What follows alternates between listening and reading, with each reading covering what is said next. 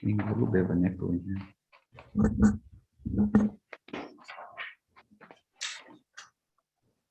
Oh, Diana, is your audio off? I'm muted. Yeah, but it's your speaker. Your speaker. Oh, So just go over here to unmute.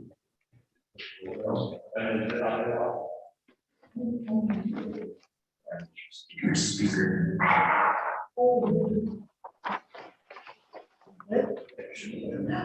what happened?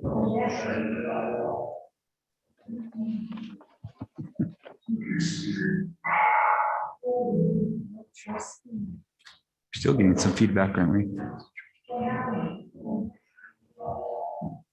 That's echo from you. Oh, the YouTube. Okay.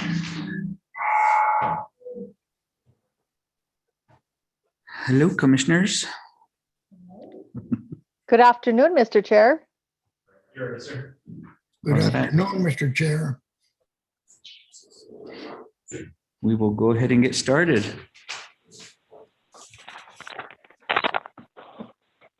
All right, good evening, everyone. It's 6:06 p.m. and I will call the April 8th, 2021 Planning and Zoning meeting to order. I'll ask staff to take the roll. Commissioner Sadia Ahmed, Present. Thank you. Commissioner Don Casados, Present. Commissioner Anissa Martinez, Present. Chair Eric Martinez, Present. Commissioner Clyde V. Hill. Commissioner Clyde V. Hill, I don't see him on the Zoom and he's not in the chambers. Then we'll go to Commissioner Earl Wright. Present. And Commissioner Dinah Quintana. Present. Mr. Chair, we do have a quorum. Thank you, Director. Can we recognize those that are online and present here in the chambers? Yes, sir. In the chambers with us, we have Randy Sandoval, applicant for case number 2020-105. On the Zoom call with us, we've got Mr. Eddie V. Hill, applicant for case number 2020-104, as well as some other city staff, including City Manager Javier Martinez and Human Resource Director Sally Baxter. Thank you, Director, and welcome everybody. Welcome City Manager Martinez and Ms. Baxter. Thank you for joining us tonight. And Randy, Thank you, Mr. Chair. All right, we'll go ahead and I'll go ahead and lead us in the Pledge of Allegiance. Pledge allegiance to the flag To the flag of the United States of America and to the republic for which it stands, one nation, One nation, Under under God. God, Indivisible. indivisible, with with liberty with and liberty. justice. justice for all.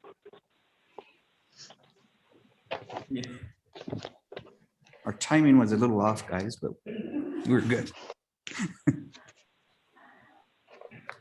All right, we'll go on to item number 3, approval of the agenda. Is there any changes from staff, Director?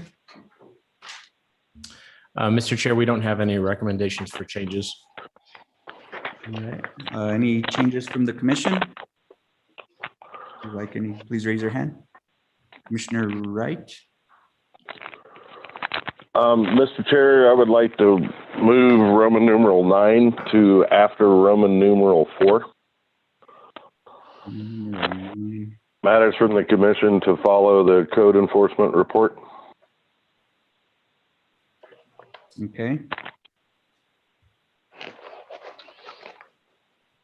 Is there a motion to make that change? If there is no other amendments from the commission, I would make that motion to amend the agenda to place Roman numeral 9 after Roman numeral 5 and renumber sequentially. Okay. Roman numeral 4, sorry. Second. Okay, we got a motion and a second by Commissioner Casalos. Let's take the roll. Or is there any discussion on the change? All right, seeing and hearing none, Director, can you call the roll? Our Commissioner City Ahmed, Approve, yes. Commissioner Don Casados, yes, Commissioner Nisa Martinez, Yes. Chair Eric Martinez, Yes. Commissioner Dinah Quintana, Yes. and Chair Earl Wright. In favor of the motion. Motion passes 6-0. Thank you. So that'll put item number 9 over as item number 4, correct? 5. 5.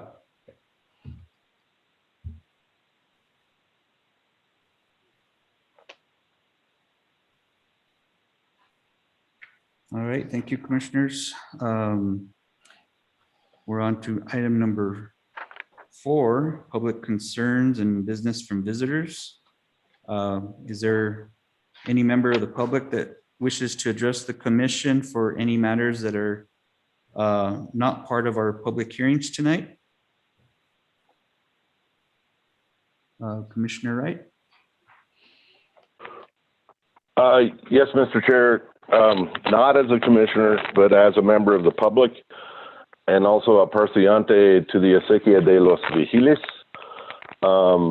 I attended that annual meeting last night, and the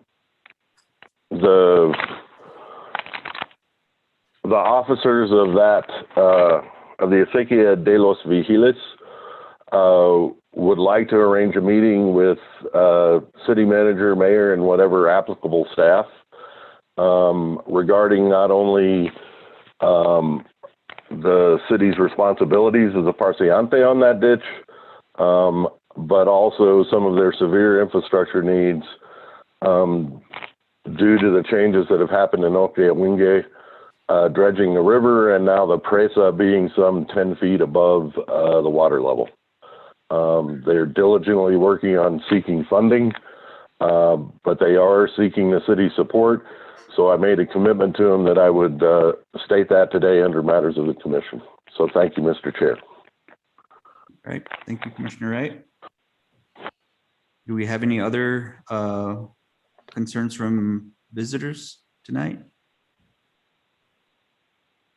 Okay, seeing and hearing none. We'll go on to the code enforcement report. Director Hubler. Thank you, Mr. Chair. Good evening, everyone. I was hoping that we would have our new code compliance officer, Justina Trujillo, with us this evening, but she was not able to join us via Zoom. So I will present the report that she prepared. This is a quarterly report based on kind of the code enforcement, code compliance actions to date. And it should be up on your screen there. Most recently this month, in the month of March, we had a total of 47 kind of citations or actions, notices that were sent out. Most of them, as you can see, are first notices. That tends to be our general kind of pattern. The vast majority of folks, once they are made aware of the circumstances with their property, the need to come into compliance, do so. We do have a number of notices you can see that are on the final notice phase. Those are waiting at this point, kind of until we get a little bit of stability in the municipal court system so we can file cases there, because that's where those go. And you'll see those here on the quarterly reports. We've got a total of 9 that are waiting to be filed. And from this past month, yearly to date, Justina has been very busy. She has issued 188 citations so far. And again, as you can see, the vast majority of those 127 were first notices. And of those, you can see that about half of them are open, just under half of them are closed, and then the remainder, 18 or 19, are in various kind of pending states. So her current happenings, this is more recent. We utilize this report both for this commission and for the monthly reports to the Public Works. So every month our Public Safety Committee, I should say, every month we highlight some of the things that we're currently working on. So as she indicates, we're still working through kind of completing the transition from our former officer and closing out those cases or moving them forward as necessary, working to collaborate better with other resources of the city, including not only the Espanola Police Department, but also the Public Works Department as well. We've had several issues in the last couple of weeks. In fact, about one per week on average with raw sewage scenarios. So we're engaged with that. And then, of course, with our condemnation notices and trespassing on condemned properties, we rely heavily on the police department and the dispatch for that. We have recently, and I'll kind of cover this a little bit more on the new process. We have recently worked to kind of refine our overall violation processes to kind of streamline those actions that are warranted. We discovered that a small percentage of folks, as you've seen, make it all the way to the final notice, oftentimes without ever engaging with our office.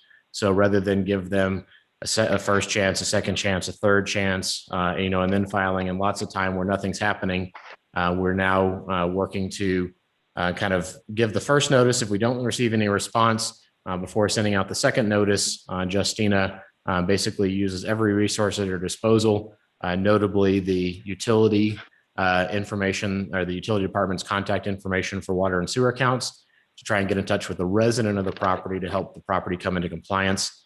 Obviously, a lot of these that are rentals, the tenant is more directly related to the issue. If it's weeds in the yard or inoperable vehicles, although the landlord is legally responsible. So this gives us a chance again to try and bring these into compliance. And if we have no luck, then we move to filing those at the municipal court, so we can kind of kick them on to the next process. Our code is substantially stricter than that. Our code actually allows in most of our violations a 10-day period under which the property owner has to come into compliance, after which the city has the legal right under our code to take action on their behalf and fine them, or bill them, I should say, lien their property for that cost. We haven't gone quite that far yet. We're still trying to work with the property owners to help them, or the tenants, help them bring their property into compliance. And then the final note there, of course, is that for about the last month, we've not been able to file any cases with the municipal court as they went through kind of the departure of the former judge. The good news, I don't know the end result, but I'm hoping it's promising. The city council is meeting as we speak to consider a temporary placement of a municipal judge. And then that'll enable us to move forward with filings with the court again. I've just been given word that he was appointed and approved. So we now do have a municipal judge, at least for the next 6 to 8 weeks, during which they'll work to find a more permanent replacement judge.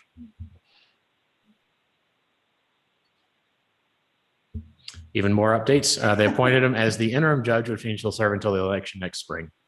So that's very exciting news, and we'll work to coordinate our code enforcement efforts with him. Thank you for the news flash. All right, that was news flash, compliments of Allison. So that completes the code enforcement report, and we're happy to answer any questions that you might have. All right, thank you, Director Hubler. Again, did you say who that was, the appointed judge? Martin Martinez. Oh, okay. There's a middle initial, but I don't recall it right off the top. All right. He's a former police officer, actually, with the city. Former, as I understand it, kind of in charge of the deputy, or I mean, sorry, of the detectives. Thank you. And then following that, he did serve briefly as the city's attorney in the late 90s, I believe. Okay. So he's got some experience. He is an attorney himself, of course. So he's got some court experience, as well as obviously experience with the city. Super. Well, thanks for the news flash. Appreciate that. And you can read a little bit about him in yesterday's or today's, however you look at it, Rio Grande Sun, this week's Rio Grande Sun. All right.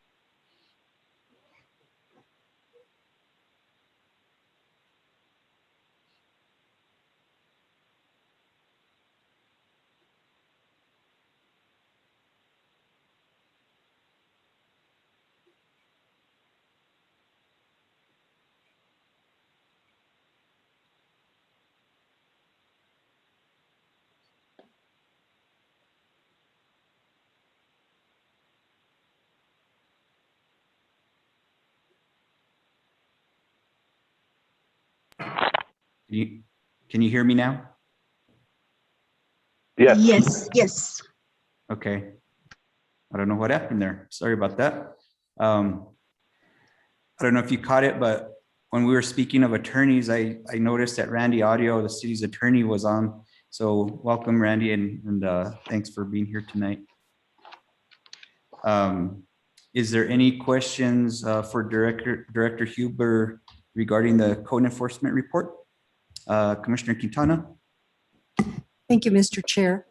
Director Hubler, I missed something that you said or didn't get the whole thing, something about a 10-day notice or penalty. Could you repeat that, please?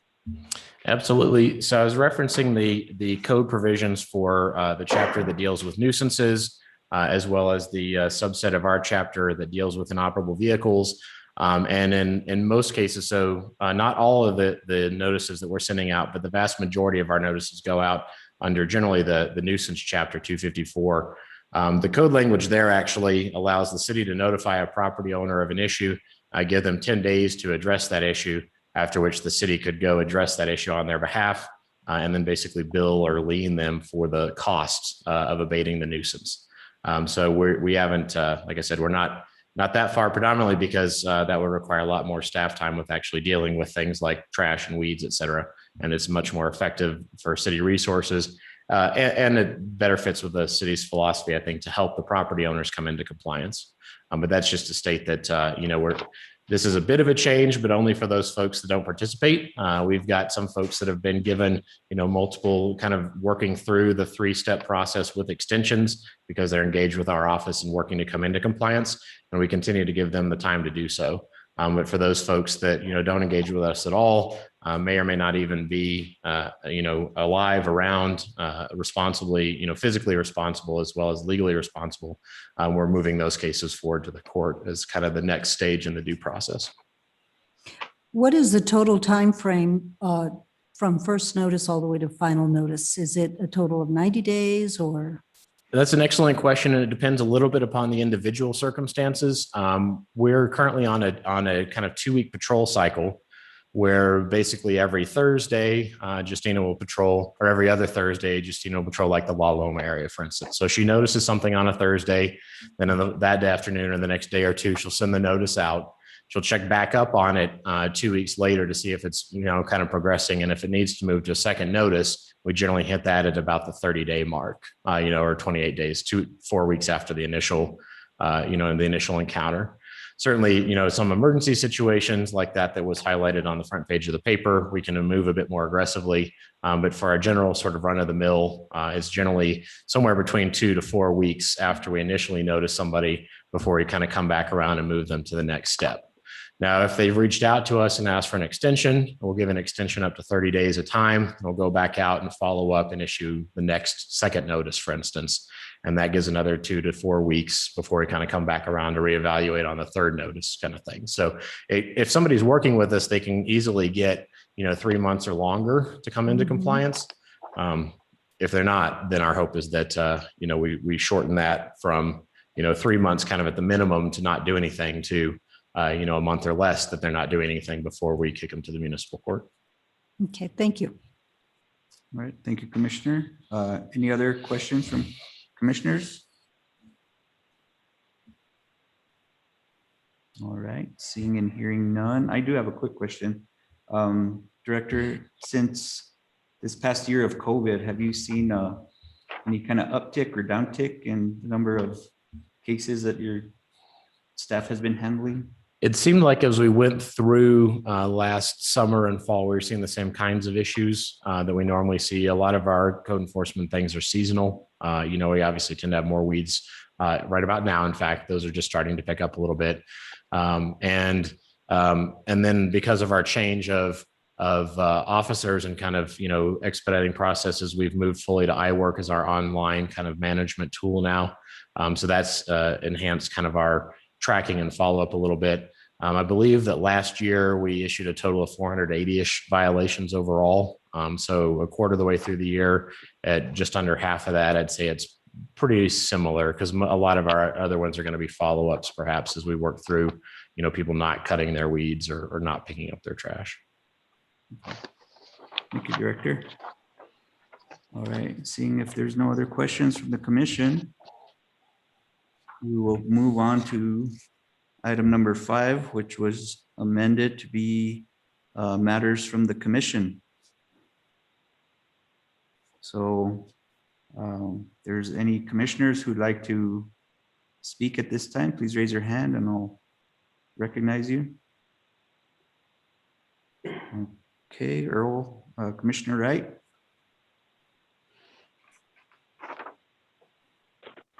Thank you, Mr. Chair. Am I unmuted? Yes, sir. Yes. There's a couple of items, and I asked this to be moved up because it is pertinent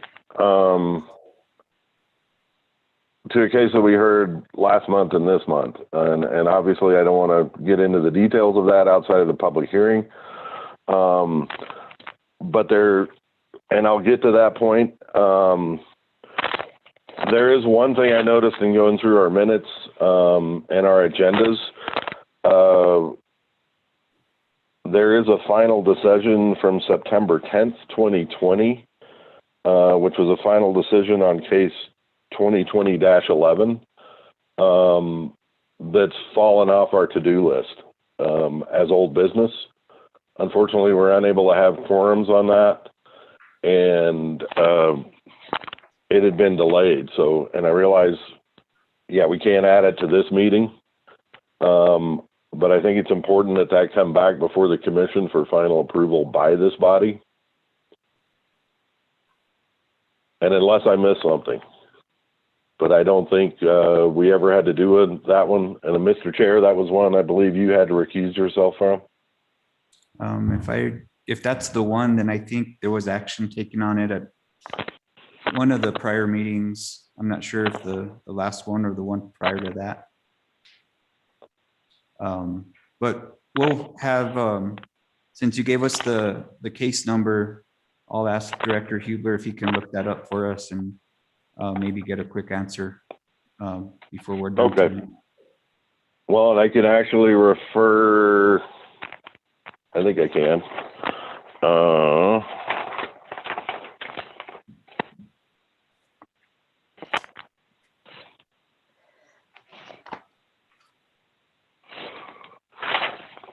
You can refer to the minutes of the February 25th, 2021 special meeting.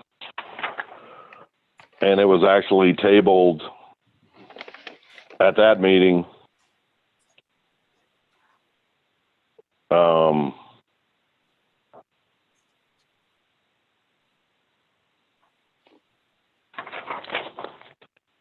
And it hasn't reappeared.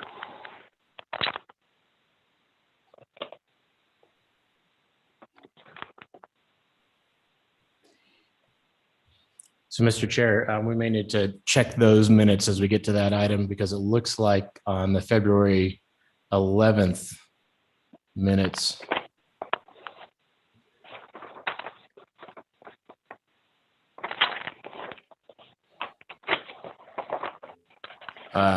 we did that item on February 11th. Oh, no, hang on. Sorry. We had it tabled to March 11th. Okay. So I think you may be right. I think we may have missed that on the last meeting. Okay. Mr. Chair? Commissioner Martinez? Yes, so I pulled up my minutes from the special meeting on February 25th. And I do see that September 10th, 2020 meeting listed on our agenda for that special meeting. And according to the notes that I wrote down, it looks like we did approve it. And I'm showing that Adan Casados made the motion and that Clyde V. Hill seconded it. And the motion passed 4-0 with 2 abstaining, and it was Earl and Dina, I believe. That's what my notes say. So maybe staff should go back and try to verify that. But that's what I wrote on my special meeting notes from February 25th. And that actually is on page 2 of 5, or starting on page 2 of 5 of those minutes for that meeting. And that is correct, Mr. Chair. So I apologize for taking our time delaying us on that. But it looks like it was done. I read it that we had tabled it again, but that one's done. Very good. Okay. Yeah, I do recall that we had taken action on that. I just couldn't remember which meeting, and I did recuse myself on that one. As did I, as I was absent at that meeting.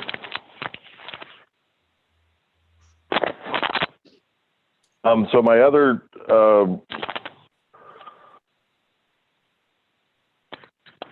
I do have my perennial concern, which is regarding the pending application,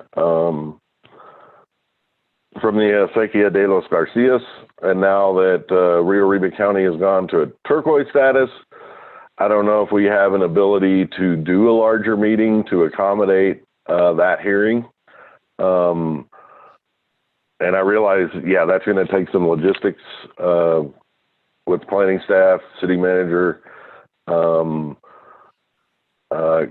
there will be a large turnout for that particular item. My real concern, and what we didn't get to at the last meeting, is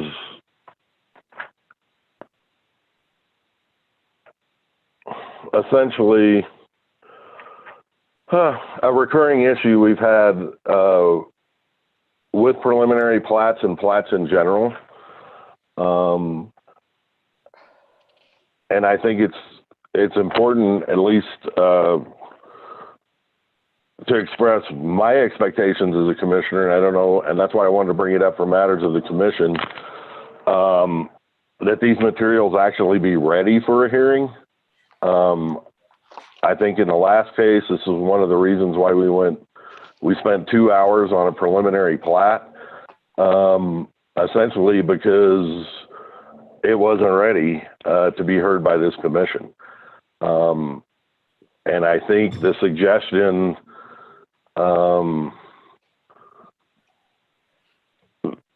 that the commission has been given is to go ahead and approve it with red line still needed. I believe it's our role as a planning and zoning commission to assure that these things are in an appropriate state to be considered by the governing body, and not to have items hanging out there unresolved on these plats. And again, we've seen that with going back to the Denny's Del Taco plat, to the Berman plat, to the Patnam plat. I mean, this commission has gone out of the way, and I understand and realize the need to expedite these applications. But it's my opinion, and again, I'm just one voice on the commission, that we shouldn't be dealing with these red lines even at the preliminary plat level. Those should be handled with the applicant, and the commission should be seeing something close to a final plat. And again, I don't want to get into the details of the case that we have before us, but I think all of the commissioners that were here understand the issues that we have. And I just want to open that up for discussion if possible. Thank you, Mr. Chair. Thank you, Commissioner Wright. And I guess my real quick input on that is that on a preliminary, I kind of want to echo and just want to recognize that Vice Chair Vigil has joined us. So he's in the meeting now. Thank you, Vice Chair, for joining us. Mr. Chair, fellow commissioners, I'm sorry I'm late. I got tied up here. So thank you for. So I just wanted to kind of reiterate, I think something that Vice Chair Vigil said at the last meeting about the level of completeness for preliminary plat, which applied to the case that we're hearing tonight, but that it is preliminary and offers an opportunity for input and review. So I'll just leave it at that. Are there any other commissioners that have any feedback in response to Commissioner Wright's request? Mr. Commissioner Chair. Quintana? Okay, Vice Chair Vigil, go ahead. Mr. Chair, thank you, Commissioner Quintana, for your leeway. Fellow commissioners, I'm not sure I caught the end of what Earl was talking about and also what you were saying, Mr. Chair, concerning a preliminary drawing coming from the director's office that yeah, what we saw last excuse me, what we saw last meeting was indeed a preliminary drawing, but what I was a little confused as far as what our position is when it comes to this preliminary drawing. Are we as a commission responsible for editing that drawing, being it is a preliminary, and as a matter of factly, redlining that drawing? And if that's the case, then I think that we should be involved much sooner than the meetings start, like a week sooner, given a copy of that drawing so that we can go through it. Now, given that, I don't think that there are many of us on the commission who are qualified to really redline this drawing, with exception to maybe one person who is a professional licensed surveyor. They are really the only ones that have that authority to redline another surveyor's drawing, as they are licensed, in a way where they are looking to, if they meet the current standards. But on the same token, it would behoove any and all of us to realize what is a preliminary drawing and how do we redline it? What are we looking for? Only a couple, maybe 3 people on the chair or on the commission know that, and that does not take a surveyor's license to go into and point out issues. Like, for example, the last plat we looked at, there were issues with a misspelling. There was issues with a deed that was mentioned that was misquoted, I guess you would say. The book and page was wrong. In other words, the legal description on top. Now that, again, only 3 people are qualified to really do something about that, and that is to state where is this thing located and in what section, township range, exception, private claim number, complaint number, etc. Looking for brass caps. That, again, isn't in our purview. Okay, that is up to the professional land surveyor who did sign off on this thing. He or she should be paying their due diligence when they're doing this stuff, and exercising prudence. So with that said, I'm hoping I'm covering whatever was said before I walked in. That if we are going to get something as far as a preliminary is concerned, I am hoping that we get a preliminary that's been beat up already, a survey that's been looked at by staff, or even one of us as a commissioner called in by staff to help with this preliminary, so that this preliminary comes to us and we look at it and we say, yes, okay, it's been redlined and it's been adhered to. These red lines have been adhered to. We can pass this based on whatever conditions we may find, and then say, good to go. Show us a final next meeting, and we go forward. That is my take on all of that.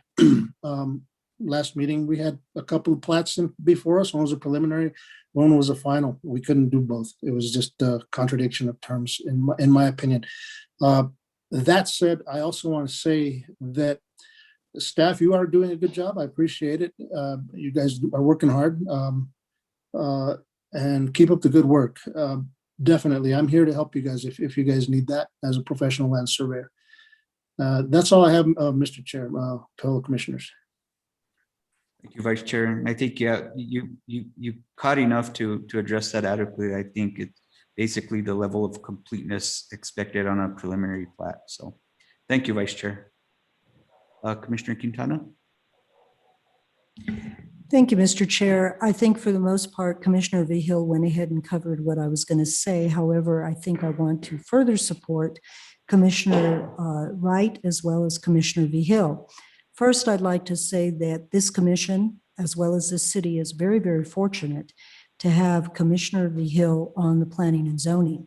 We have someone who is not only an expert in this field, he obviously is licensed and astute, and I appreciate being able to utilize his resources while we're in the meeting.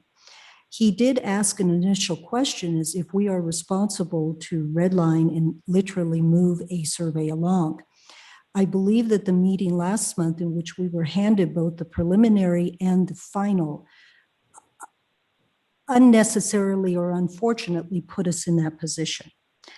Without getting into discussion of what we are going to be discussing today, I think I have set the groundwork for maybe my questions.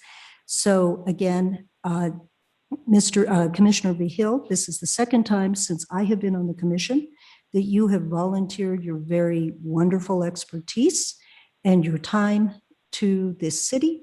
And I hope that we can utilize those resources because those kind of gifts don't come very often. Thank you, Mr. Chair. Thank you, Commissioner Quintana.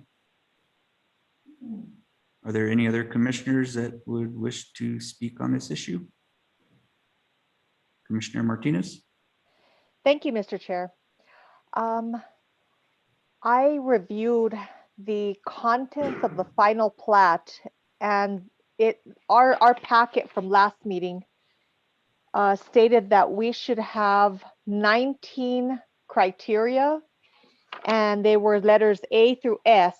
And I went through with my highlighter as we were in the meeting, and I highlighted the ones that had not been met. So of the 19 that were listed, and this is for the final plat, and it says said final plat of the subdivision and accompanying documents shall show, and it had A through S. 7 of the 19 were not met or were partially met. So that's 37%. That's more than 1 in 3. So that's what kind of pushed me to I was fine with approving the preliminary plat, but the final at the same meeting with 37% of the shall show criteria not met or partially met made me leery of approving the final. So just to put some insight from my point of view as to why we did not approve the final plat. But in reviewing the packet for tonight, it appears that almost all those criteria have been met since last meeting. So I'm being optimistic for this meeting that hopefully we can get through that one. Thank you, Mr. Chair. Thank you, commissioners. Do we have any other input from the commission?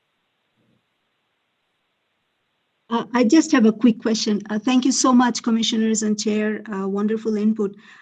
Is there a designated timeline between the preliminary review and the final review, or should there be a designated timeline instead of having both of them presented in the same meeting?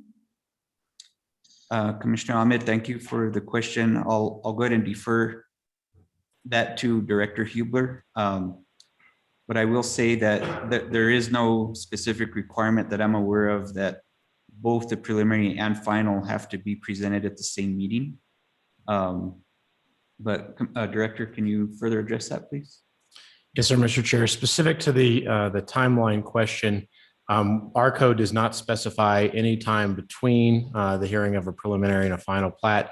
It's simply whether or not it meets the criteria. As we were finalizing the agenda, it was my hope that recognizing that the preliminary plat had some changes and that most of those changes have been addressed on the document that we submitted that Monday morning as the final plat, that we were able perhaps to proceed forward had it been the commission's wish. We could certainly separate those out on larger development proposals we have. It just kind of depends on the circumstances. Okay. Thank you, Director. Thank you. Thank you, Commissioner Ahmed. Any other commissioners want to provide input on this issue? Okay, Commissioner Wright.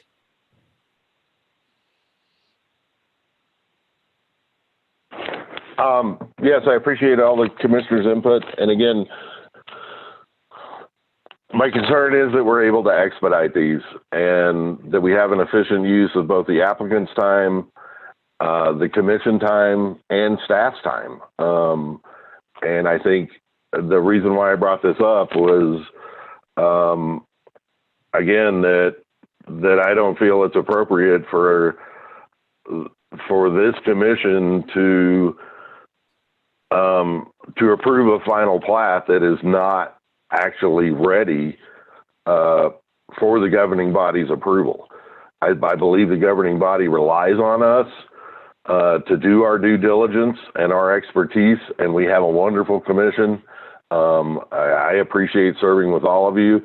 I appreciate staff's diligence in this, but I think it's the obligation of this commission to assure that what we're passing on as a recommendation for approval, that that it's proper, that all the I's are dotted and the T's are crossed, and that the commission has full confidence and doesn't have to go into review. The governing body has full confidence that this commission has done its due diligence and its job, and not to just pass things on and say, oh, well, it's good enough to go. That's just my comment, but I appreciate each of the commissioners' comments, and thank you, Mr. Chair.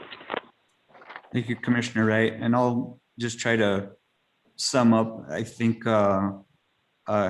every commissioner who has commented had very good applicable comments on the question. I do think the commission's role is the criteria in the code. Not every P&Z body will have the luxury of having a surveyor or other person that has surveying knowledge. So it just so happens that this commission does, and so it's helpful in certain respects, but we also have to be aware that we have to give staff its opportunity to do its due diligence and do its job.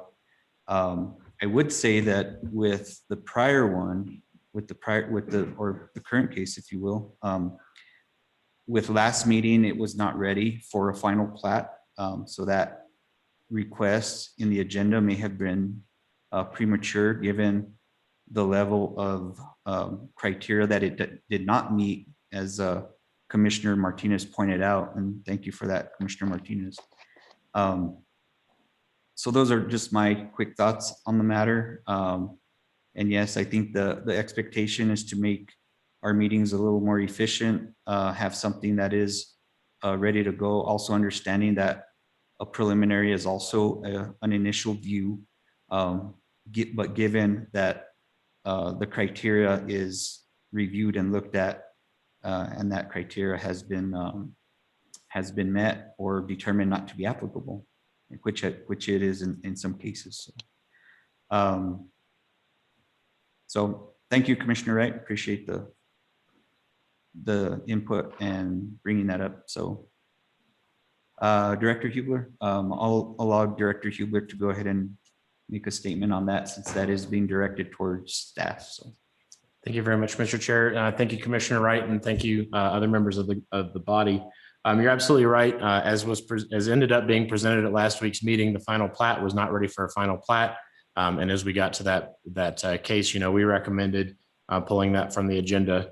The timeline that was referenced or questioned by Ms. Ahmed and the desire to help move these through as efficiently as possible, combined with kind of getting resubmittals, as we approach the packet deadline, is always a juggling act in our office. And we opted to leave those two items on the agenda, in the event that we had the supporting documentation to move forward, which, unfortunately didn't happen. Related to the preliminary plat, I think it's worth noting that as this body may recall, more than a year ago, in fact, we brought a preliminary plat case, actually 2 years ago this month, I think, we brought a preliminary plat case forward for the Denny's in Del Taco, where staff had simply done the red line analysis, presented all that for the commission to decide on. Following that meeting and extensive discussion, it was the request of this body that staff work with the applicant to address the code requirements as completely as possible before bringing preliminary plats forward. And so that's what we did. As I said, we were hopeful that the item that was actually shared on Monday would have been the preliminary plat that was shared on Friday's packet, because it addressed the vast majority of those kind of missing issues. And we'll continue to do that, to fully redline and review and go back and forth as many times as is necessary with the surveyor or the applicant to bring us as complete a preliminary plat forward. I do think it's also important to mention that our role, and I'll defer a little bit perhaps to Mr. Audio here, because he certainly has more experience at this than I do. But our role is to review the preliminary plat against those code requirements, the 17 or 12 preliminary ones, the 19 or so final plat ones. And that's by which we evaluate the case or the drawing that's presented to us. A lot of the discussion that happened last meeting was pertinent to the circumstances, but was absolutely not, a portion of the code review criteria. And so certainly, was appropriate to address in this forum. I mean, that's exactly what this forum is for. We do a technical review. We make sure that you've got the necessary signature block, certifications, et cetera. But as was pointed out last month, items that were missing, misappropriate reference documents, the failure of the surveyor to reference the land appropriately, those kinds of things this is the second check basically on staff to make sure that those concerns to the community are appropriately addressed. So we'll continue to work to do our part, but we'll do it within those requirements, 294.7 and, for tonight, 294.8 of what's required of a submittal for a final plat. Go ahead, Randy, if you have any comments to add. Mr. Chair, Commissioners, and thanks, Richard. You guys have pretty well covered it. I think the main thing to keep in mind is that we have to rely upon an applicant to put together everything that's required in a preliminary plat in a way that gives you the promise, essentially, of what they're going to fulfill by the time of final plat. It's basically your time to give them your wish list of all those things that are required by the code, and they tell you how they're going to complete those. It's quite challenging for staff sometimes when you're not working with professional planners or agents that are used to doing this all the time at the preliminary plat stage. So that is another element that comes in, is you may have unsophisticated folks applying for a preliminary, and staff has to work with them longer. But just keep in mind that staff's role is to mark it up as much as possible, let the applicant know what is going to be expected of them for final plat approval. And if they promise to do that in front of you, the Planning Commission, then that is appropriate for a preliminary approval. It's basically just putting together everything that you're going to need for the final. And it can be a messy process, as I said, depending on the project, depending upon the sophistication of the applicant. So happy to answer any questions, but I think that you're all asking the right questions. It's just that for a preliminary plat, at that place in the process, you are creating not a final, but an expectation of what's necessary to get to the final approval. It's a good way to think about it. You're basically giving them the recipe to complete the project and the promises to do what is needed to meet with the code requirements for all of the subdivision requirements. So I hope that helps. Thank you, Mr. Audio, and thank you, Director. This was a very helpful and productive conversation. Thank you, everybody, for your input. So that we're not keeping our applicants waiting any longer, I'd like to continue on to other commissioners that may have matters. If we can go ahead and do that at this time. Are there any other commissioners that would like to have any matters? Mr. Chair, Mr. Vice Chair. I'm going to revisit that one more time, not what we've been talking about, but I do want to just say again that I know how hard it is to put something together, and you do the best you can, only to have it shot down. That it's really damaging in many ways. But and I don't want anybody, especially staff, to think that that's what we're doing. You guys do a heck of a good job. I'm honored to work with you guys, and as well as the commission, I'm honored to work with you guys. But we just keep moving forward. Mr. Audio, you're right on the money. You hit it right on hit the nail right on the head as far as I'm concerned. And just keep up the good work, everybody. And that's it. Be patient with each other. We'll be fine. Thank you, Mr. Vice Chair. Thank you, Mr. Chair. All right. Any other commissioners have anything at this time? All right, seeing and hearing none. Thank you, everybody. I think that was a very productive conversation. And yeah, I don't think we necessarily need to be overly critical. I think it's just a good input and good dialogue. Good communication back and forth in trying to make our jobs as efficient as possible, recognizing that staff does have a tough job as well. So thank you, everybody. All right, we will move on to the public hearings. Item number 6. Let me make sure I'm following my script here. And that is for case number 2021-04. We'll now open the public hearing for that case. And it's the final plat. Eddie V. Hill applicant requests approval of final plat, creating 3 lots from one existing lot currently addressed as 703, 705, and 707 Las Vegas Street, UPC 1-047-120-333-431. The subject property is located in the R6 Urban Residential District. Commissioners, is there anyone who has a conflict of interest or that has had ex parte communications related to this case? I will reiterate a disclosure that I mentioned at the last meeting on this case, that I do know one of the tenants that lives on one of the subject lots.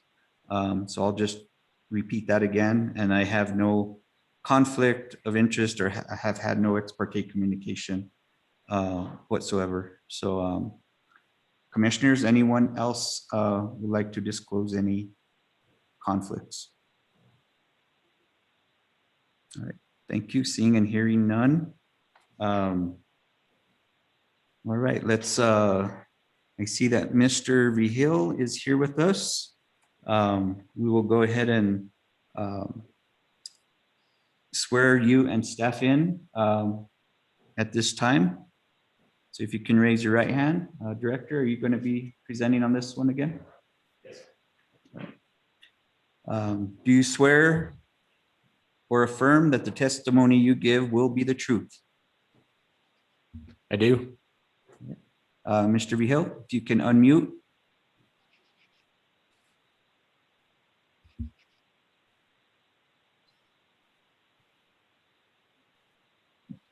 Is that it? Can you hear me now? Yes. Do you swear or affirm that the testimony you give will be the truth? I do. Thank you, Mr. V. Hill. All right. Are there any neighboring property owners that you see have logged in, Director? Mr. Chair, I do not see any neighboring property owners logged in or present with us in the chambers. Thank you, Director. All right.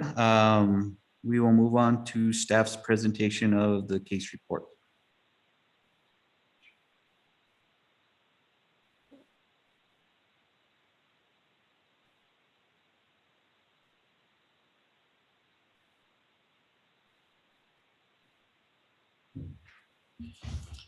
Thank you, Mr. Chair. While we bring up the survey was also provided in a slightly larger than normal size in your packets for the paper packets. Those of you that pick those up, we figured out how to do that with our plotter. I'm kind of excited, so hopefully that has been helpful.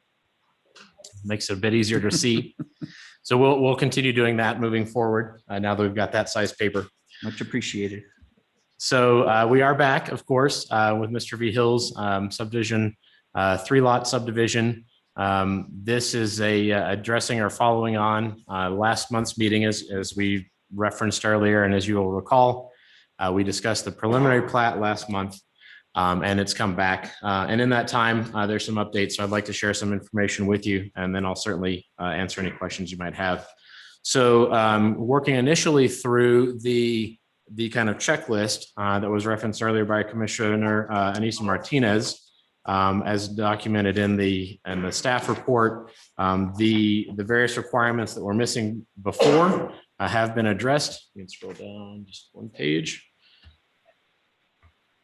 These are items from the packet, and they referenced, issues with the setback lines, building setbacks, the addresses in the title, that sort of thing. And so we worked through every single one of those, and either they did not apply or they have been met.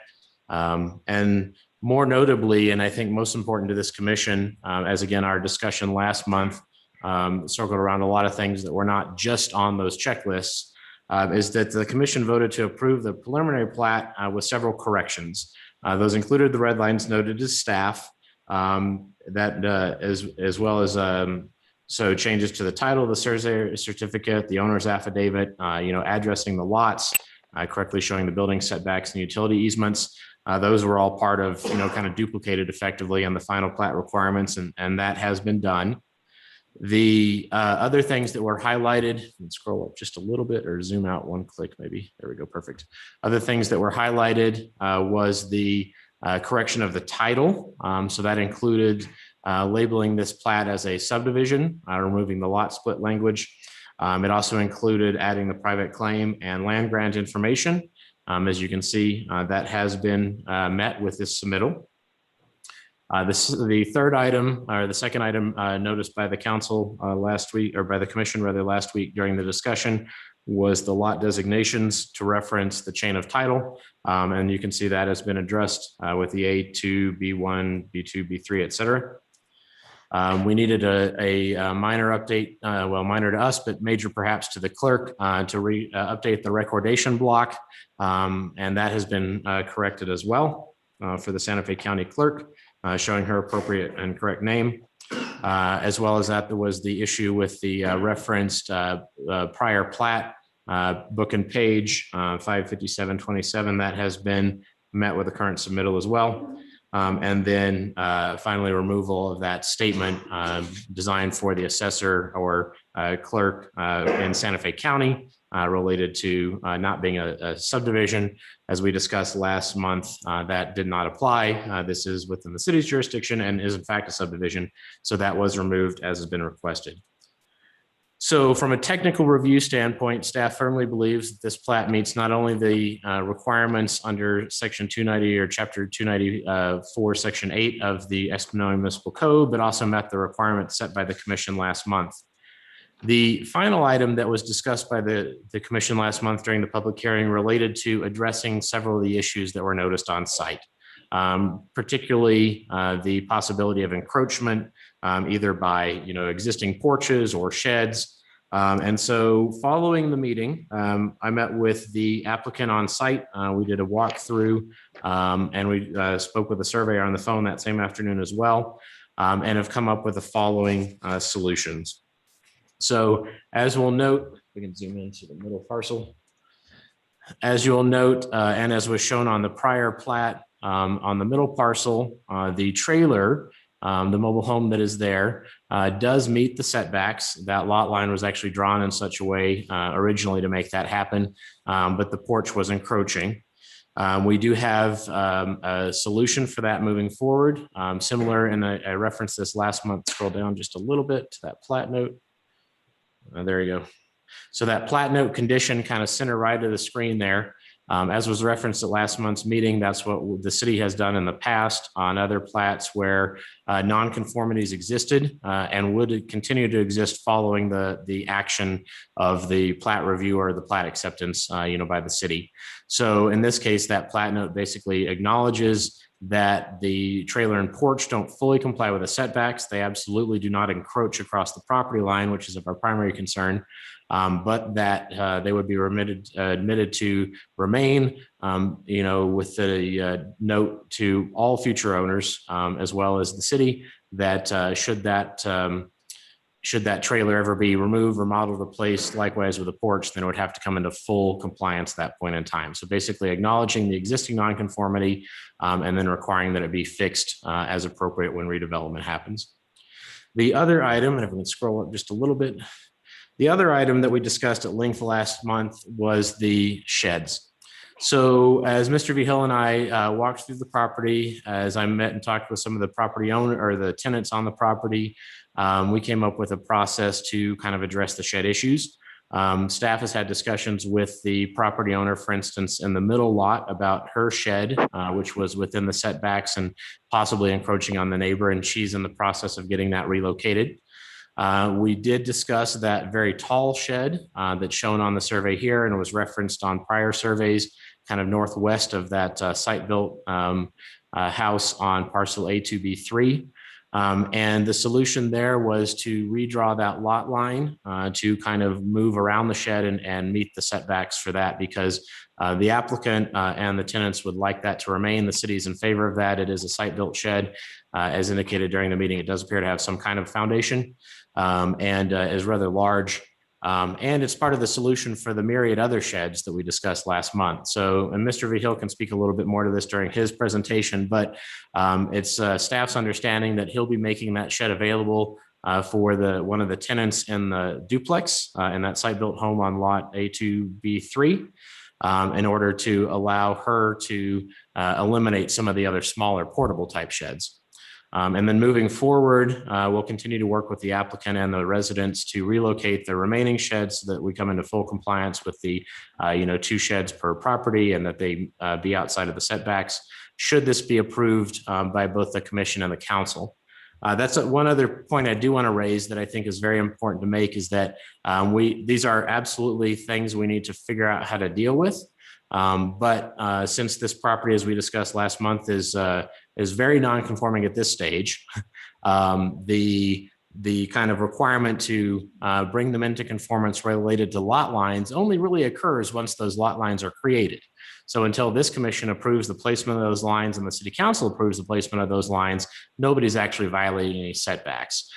So similar to, development agreements that we made, for instance, with the most recent survey to put in streetlights or sidewalks or, fire hydrants for their development, we feel it's appropriate to treat this in a similar way, that as we move forward, we'll give a period of time, I suggest 30 days after approval by the city council for everything basically to be compliant or relocated. And that kind of jived with our discussion last month around the requirements of surveyors, and the particular surveyor, Mr. Salvi Hills from that did this plat, to go back out and draw the sheds, were they still there kind of at the end of that 30 days before it could be filed. So we do feel that's kind of been resolved as best we can do at this point. Certainly Mr. Vigil is interested in resolving that. He expressed that, repeatedly last month, and he's expressed it to staff in the meantime. And our conversations with the parties, the tenants on site, indicate that that's happening. Part of the actions that have taken place over the last month, aside from meeting and discussing how to address those concerns, was that some of those sheds that were out there have actually been removed, relocated, or in some cases taken down. Again, I'll let Mr. Vigil kind of speak to that more completely, with the expectation that that's ultimately an issue that staff's going to deal with as we move forward. If this plat gets approved, that we make sure that everything kind of comes into compliance. As far as the location and the number of those sheds. The parking, that was a question last month for that third lot. The city code requires effectively for this building that there be 2 off-street parking spots. Obviously with a duplex, it makes sense to have more than that. In the case of a residence, though, because those can be one behind the other, like we often see in driveways with garages, and that they be at least 9 by 18. So it's staff's determination that there is adequate space between the existing kind of less movable structure like that wall and the property line for lot 3 to continue to park a couple vehicles there. Mr. Vigil has been talking with the resident that has been utilizing that parking, recognizing that her physical use now has been not as close to her house as it could be, but he's going to work with her on figuring out how to get that resolved, so we don't need to get into parking easements or cross lot parking easements or those kinds of very tricky considerations. And then finally, the other thing that was brought up last month, kind of connected to but separate from the action of this body, was related to the addressing, and city staff completed that process yesterday. And everybody's been provided with the paperwork to document the correct address for their properties, as well as the physical numbers to update, the field numbering and lettering for their properties as well. And the city has documented that building as a duplex and appropriately. And so that issue has been resolved too. So it's staff's feeling that the applicant has met the technical requirements under the code of what's required by a final plat, that they have met the considerations raised by the commission at last month's meeting, that they've worked with staff to address those additional concerns to development, recognizing that this is not a blank slate, even though we often kind of think about subdivisions in that way. And that it is basically ready to go forward to the city council with a couple follow-up actions, normal staff actions related to ensuring compliance on some of those items moving forward. And definitely the tenants and the property owner are fully aware of those expectations. That completes my presentation. I'm happy to answer any questions. Thank you, Director. Appreciate the presentation. We'll move on to questions from the commission. I do have a couple myself. I'll go ahead and defer to any commissioners first to ask any questions. And I see Commissioner Quintana has her hand raised, so you have the floor, Commissioner. Thank you, Mr. Chair, and thank you, Director Hubler. I have two questions. In the final plat that is being presented in the packet that I picked up, can you tell me what those red lines represent? I've read through this and I don't see any reference to it. Those particular red lines are the topographic contours. Okay. Yeah. Okay. And because it printed in color, you see them as red. Okay. I've also looked at the legend to confirm that if we look at lot 707 Las Vegas, I show something that's indicated as a fence, even though the legend doesn't support that. And it appears as though the fence is encroaching into an area and ever so slightly into a utility easement. Is there any further discussion on that? So the city does allow for fences to be built across utility easements, not access easements, because obviously those are for travel and a fence would obscure that. As we've done here and as the city code requires, all the lots that are created by the city should theoretically have these perimeter utility easements. If a fence was not allowed to be on that, then everybody would have to fence in 10 feet from their properties. And certainly that's not the city's intention. Fences we don't consider as permanent structures. We don't allow, for instance, the construction of permanent structures on top of utility easements. Fences can easily be removed by an applicant, or worst case scenario, taken down by whoever needs to access that utility easement to operate and maintain their utility lines. So just for clarity, the red lines do represent something that is topographical. That's correct. All right. Thank you. Thank you, Commissioner. I'm going to go down the list here with commissioners and ask if you have any questions. Commissioner Vice Chair Vigil, do you have any questions for staff? Thank you, Mr. Chair. None at this time, although I will clarify that those red lines are index contours. That's why he turned them red, so that they're differed from other contour intervals. So that's that. And good call or good catch on that, Commissioner Quintana. Other than that, good job, Mr. Director. Thank you, sir. Thank you, Mr. Vice Chair. Commissioner Wright, do you have any questions for staff?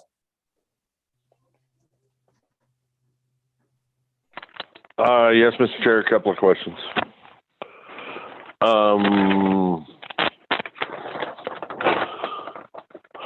Sorry, I got to rattle paper. On parcel A2B3, the easternmost parcel, there's a 10-foot building setback shown what appears to be 10 feet off the utility easement. Is that a city requirement? Just a second while we zoom in. I believe it's 10 foot off the property line, but I'll let Director Hubler confirm that.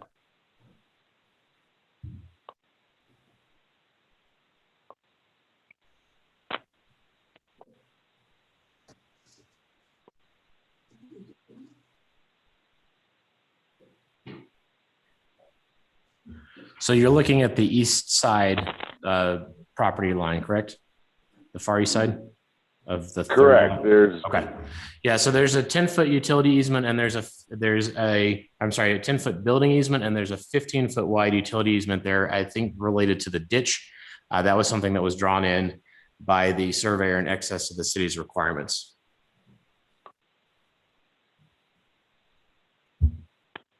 so the 10-foot building setback that's shown there is not relevant?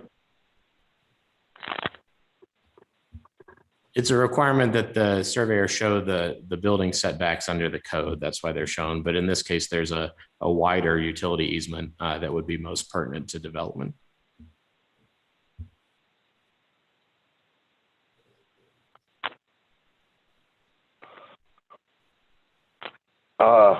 I guess you're not understanding my question, but there's no reason to show that 10-foot building setback there.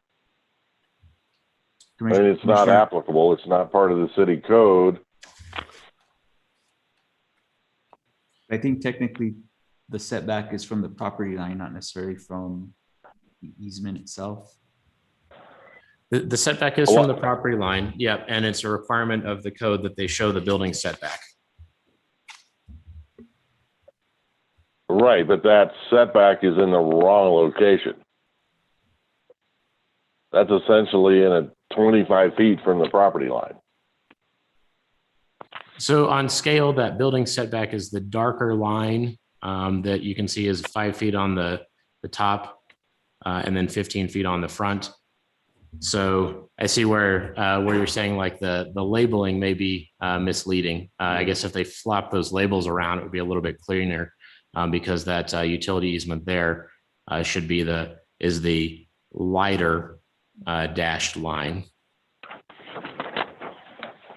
So the easements are shown correctly, but I see your point about the labels are confusing. The labeling probably should be flipped. You're right. I think that is how it should be applied. The dark dashed line is the setback, the building setback, and the lighter dashed line is the utility easement.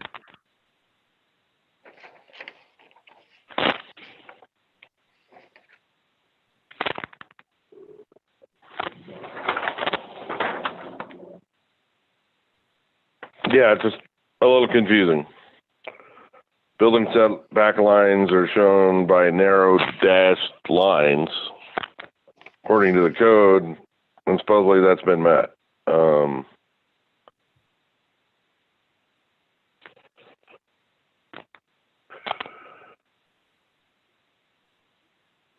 Commissioner Wright, Vice Chair Vihil, if you look on the legend also, it's indicated what the setback is, the thickness of the line. Pretty much spells it out. Okay, gotcha. Thank you, Vice Chair. And then I just had a question, and I probably know the answer, but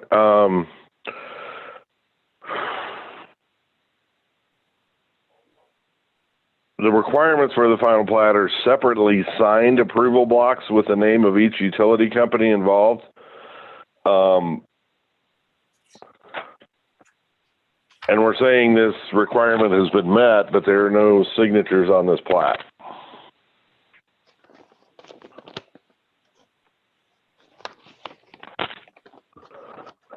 And I realize probably until it is commission approval, that makes sense, but that seems an odd,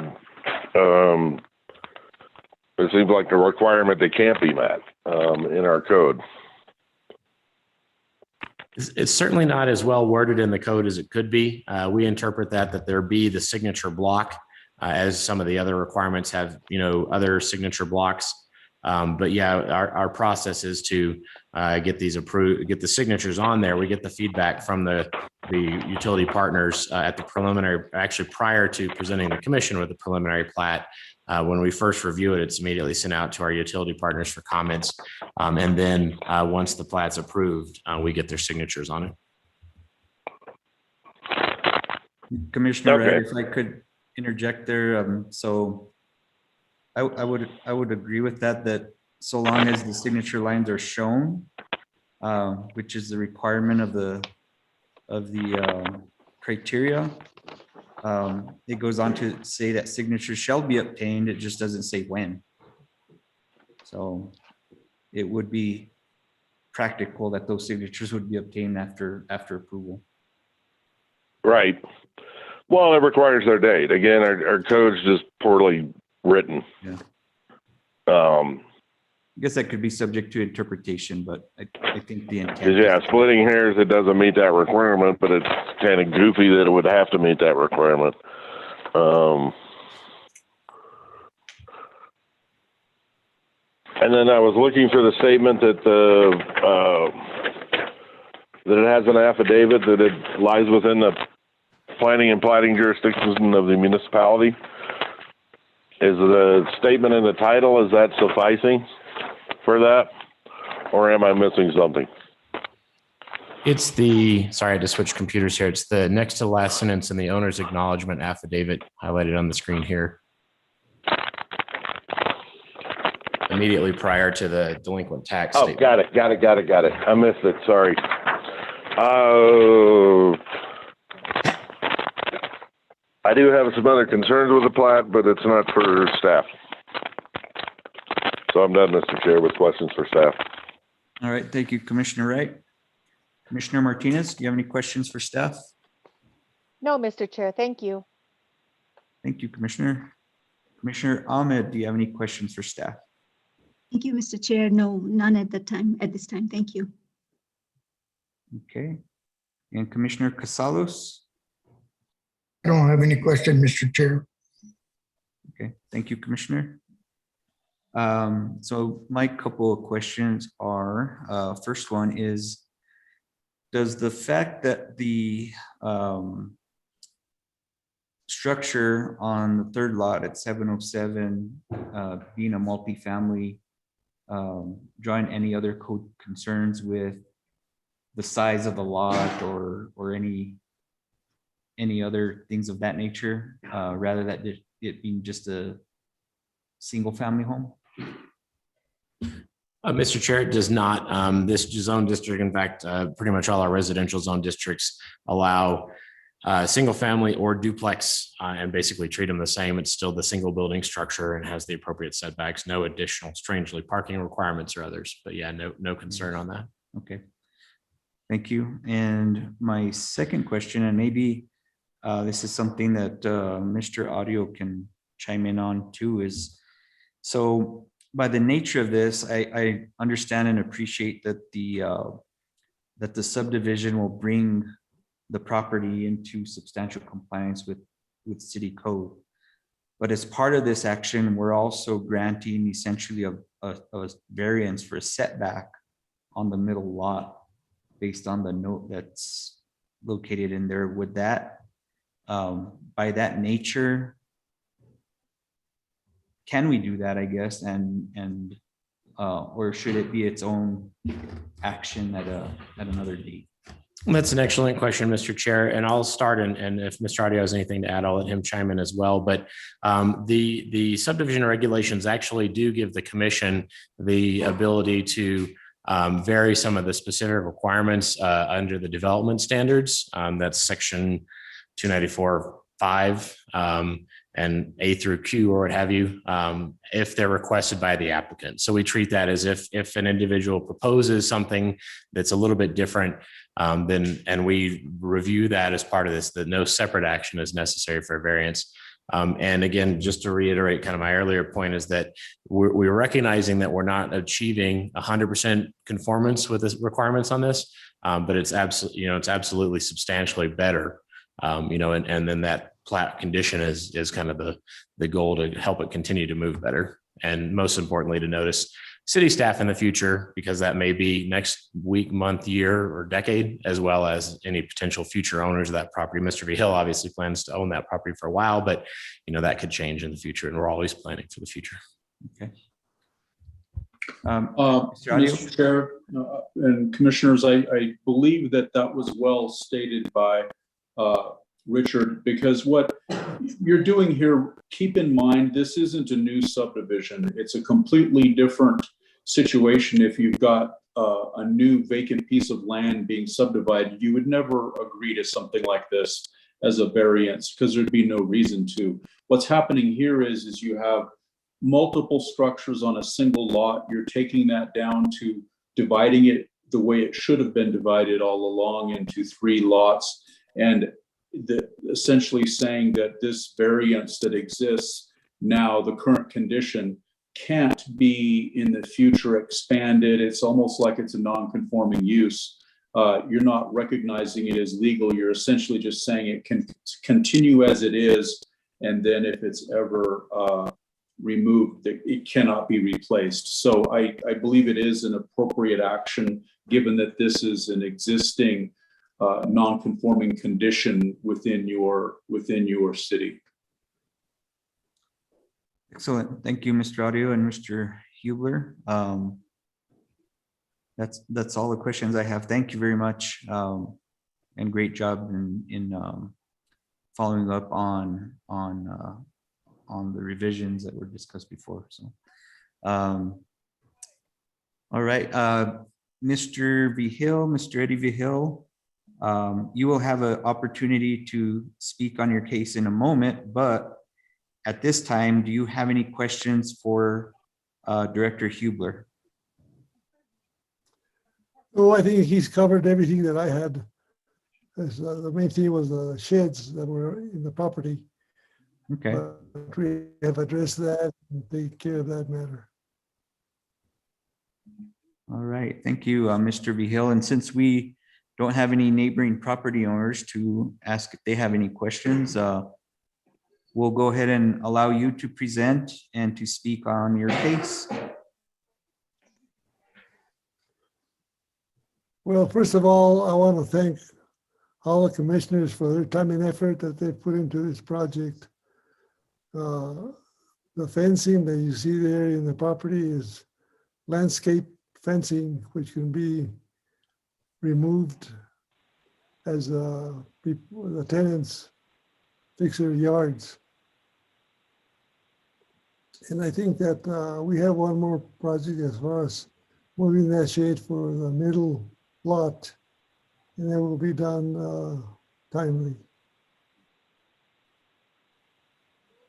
And I want to assure you that this neighborhood will be a nice neighborhood in the future. So the weeds will be cut, the fencing will be up, and hopefully the neighbors will be neighborly. I don't have anything else to add to it, except that I want to thank Salvi Hill, the surveyor, for making this possible. And basically, that's all I had. All right. Thank you, Mr. Vigil. I'll ask any of the commissioners if they have any questions for you.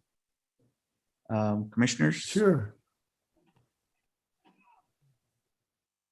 I can't see everybody, so if you have any questions, feel free to speak up.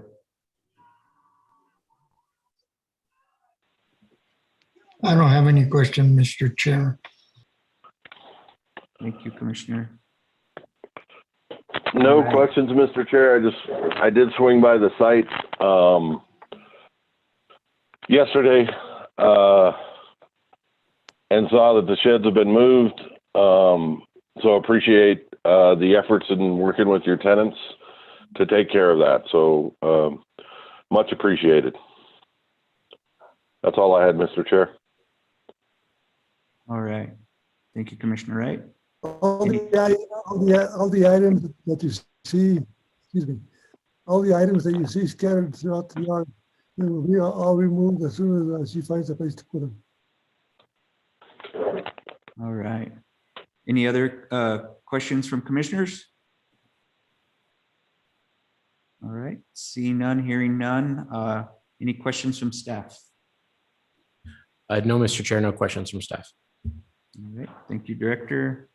And we still don't have any neighboring property owners, so we will move on to, let's see, neighboring property owners, general public, no general public. All right. Any final statements, Mr. Vigil? No, like I said before, I want to thank you guys, all of you commissioners for taking this and making sure that it's done right. And that's my intention is to do whatever it takes to do whatever I have to do to make it meet the code. All right, thank you, Mr. That's Vihil. all.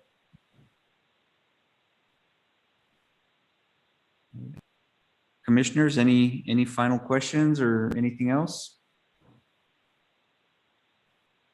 Okay, seeing and hearing none. At this time, we'll close the session for public comment. We can hear any other discussion from commissioners, or we can entertain any motions from the commission on this case. Commissioner Wright, did you have your hand up?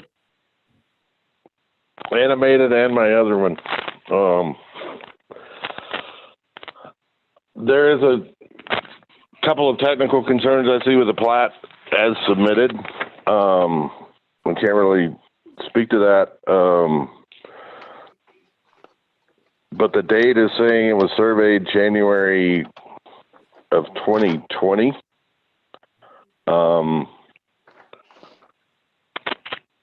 And I understood there was a requirement that surveys had to be recorded within a certain number of time, and I'm wondering if that's just a typo. And then also, the actual title of the plat,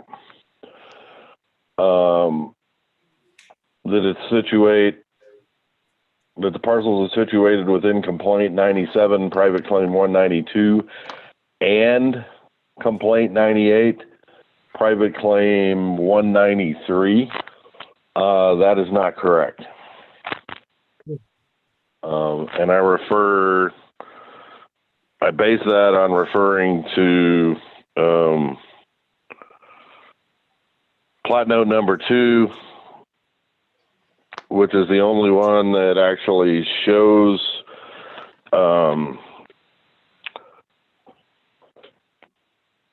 the boundaries of private claim 192. And that's the reference to plat book 629, page 18. There's a missing monument. I had actually tried to find those monuments, and the only one I was able to find are the ones that the surveyor has shown on his plat. They're on the plat in question, and I don't know. You guys probably can't see it. Maybe you can. On this plat, that corner is actually shown right there. Am I pointing to the right place? And there's actually 2 monuments there. I'm not sure if you can see that on your screen. The monument just north of that corner is the one cited on this survey. But I would ask that that be corrected in the title. Again, going back to these private claims that were extinguished by the Pueblo Lands Board in the 1930s is absolutely critical. I realize these discussions of the commission and our actions are a matter of record, but the actual sustaining record for this property and chain of title is the plat of record. So I would ask that the commission consider having that as a correction, and I'd like to get some direction on the date of the plat. That's all I had, Mr. Chair. Commissioner Wright. Director Huber, do you have feedback on the date? I don't have anything on the date, but I do believe Commissioner Vihil had his hand up with some comments as well. Okay. Commissioner Vihil? Thank you, Mr. Chair. The date is 30 days after the surveyor signs it, so that the plat can remain unsigned until they're ready to get it recorded. After 30 days, then the surveyor will have to re-sign it, which means printing it out and so forth, which can be a good thing because at that point there may be some changes. The legal description, as it's stated, it's within a portion of, I'm zooming in here. It should be stated as within a portion of comp 97 of private claim 192. In other words, complaint 197, private claim 192, and within a portion of exception 98, private claim 193 only. The other private claim should be taken out. These also the brass cap on the north is labeled wrong, but all these again are professional survey related and should be conveyed to the professional surveyor involved by a professional surveyor. I will give Mr. Vihil a call and have him take care of that if it pleases the commission. Thank you, Vice Chair Vihil. Any other comments or questions from the commission? Or do we have a motion on this case? Mr. Chair, I'd like to make a motion. Vice Chair? Mr. Chair, I'd like to make a motion that we approve, sorry, my pages are turned around. Case number 2021-04, final plat, Eddie Vihil, who is the applicant, requesting approval of final plat, creating 3 lots, addressed as 703, 705, and 707 Las Vegas Street. UPC number 1-047-120-333-431 with following conditions. Also, this is located in R6 district. That the legend reflect a symbol for fences. That the legal description shows that it's within a portion of these private claims and complaints, and that that's all I have as far as conditions are concerned. Thus saith my motion. Thank you, Vice Chair Vihil. Is there a second? Mr. Chair, I'll second that motion. Commissioner Alan Casalos, thank you. Commissioner Casalos has seconded. Any discussion? Just for clarification, Mr. Chair. Yes, Commissioner. Vice Chair Vihil, your motion includes the removal of the complaint 98, private claim 193 in the title on both pages. Commissioner Wright, yes, it would, and it will. Yes, I agree, as I am putting forth the motion as a professional land surveyor also to seek compliance with not only the ordinance, but also with the New Mexico state standards for surveying in New Mexico. Thank you for that clarification, Mr. Vice Chair. You're welcome, Mr. And that needs to appear on pages 1 and 2 of the survey as presented. All right, thank you, Commissioner Wright. Ask staff to make note of that. I'm good with that. Okay. Thank you, Vice Chair. Mr. Chair? Yes, Mr. Audio. Just a clarification to make this clear on essentially what we're discussing on about the surveys. They are significant for a survey which helps create the title. What we can require is that someone creates appropriate title and files it with a proper survey. As far as getting someone to comply with different survey requirements, we are gifted of having a surveyor on the Planning and Zoning Commission, but in general, Planning and Zoning Commission does not need to require more than simply that those legal requirements are met. We do not have to get into the detail of what type of a survey, what type of a deed, as those things are left to the property owner to appropriately take care of through legal and title work. So, I mean, we, in other words, we can't put too fine of a point on what requirements we place upon surveys. Thank you, Mr. Audio.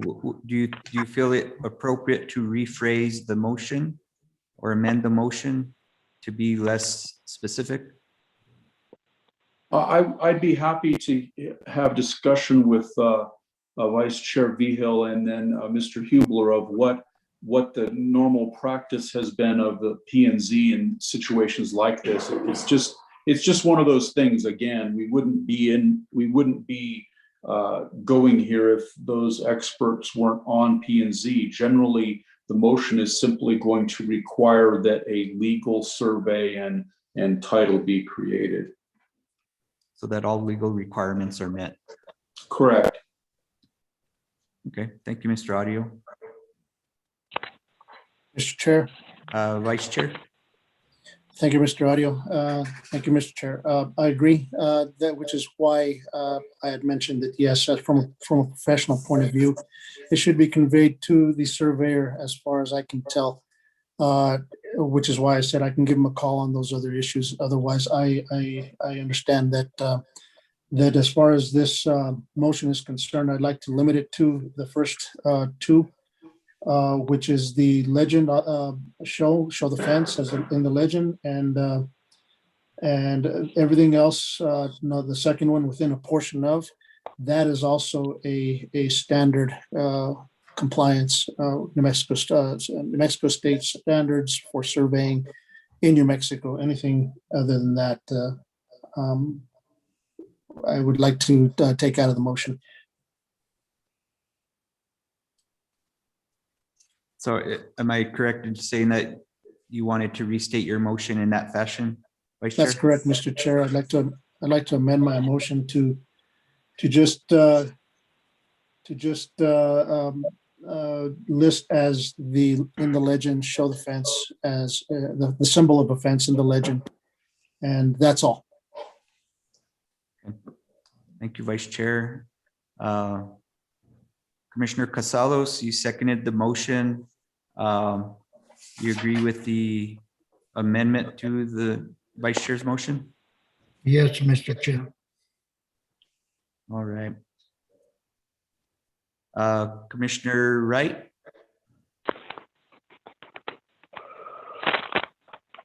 So the reason why I asked for that clarification is without that correction, I cannot support this motion. And I do that based on my years of experience in working with this and title research and understanding the issues that we have in northern New Mexico with these land board decisions. And knowing that there's an error in the description, I cannot, in good faith, approve this. Okay, thank you, Commissioner Wright. Is there any further discussion from the commission? Mr. Chair. Mr. Vice Chair? Very well. I'd like to address Commissioner Wright's concerns, and that is if I can include you in a call to the surveyor so that we or I can convey to him those same concerns of which you've expressed, those concerns not being part of our ordinance, but rather being part of the state standards for surveying in New Mexico. Would that help you out in any way, ease your mind, or direct you in a different direction? Mr. Vice Chair, if I could, before Mr. Wright, Commissioner Wright responds, I would also suggest that, or maybe alternatively suggest that staff can carry that request and that information to the applicant and his surveyor. As that would probably be more appropriate. Mr. Chair, if I could just respond to that, I think the applicant certainly heard it. He's on the call tonight to Commissioner V. Hill's comment. I think his point, and it's certainly the staff's position, that I am not a licensed surveyor. And, if it's appropriate for he as a licensed surveyor to interface with another licensed surveyor, fully knowing the standards, being able to have a better conversation and bring up those points and answer any questions, I think practically speaking, that's a lot better scenario, and it follows the action taken by this commission. So I don't think there's any issues as far as conflicts at that point. Okay, thank you, Director.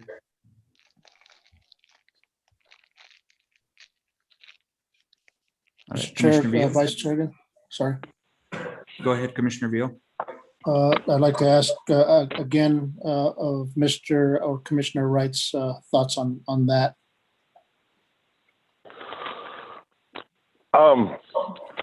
I would be more than willing to do that. I realize they're trying to expedite this approval. But again, I can't sit here as a commissioner and approve something that I know is in error. I just can't do that. That doesn't meet my ethical standards. Very well, I understand. Commissioner, Mr. Vice Chair, if I may, just to clarify, we do not, you as a commission, the city does not have an ability to dictate what is going to be a legal deed for someone who is creating these lots.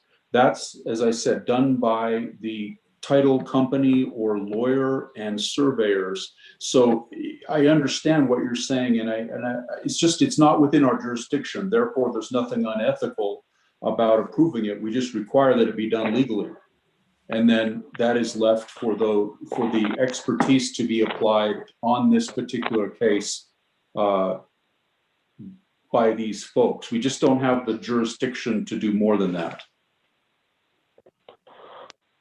Mr. Audio. I believe I understand what you're saying, Mr. Audio and Mr. Chair. However, my own personal ethics, I just can't do this. I mean, I deal with plats at Santa Fe County all the time. We have the advantage of having a plats examiner, but an error like this would never be allowed through and be approved in the governmental entity that I work for. And I realize it's not breaking the law, but I consider it to be unethical. And that's my judgment as a member of this commission who has to render a quasi-judicial opinion. All right, thank you, Commissioner Wright. I guess any other comments from commissioners before we call the question? Commissioner Quintana? Certainly.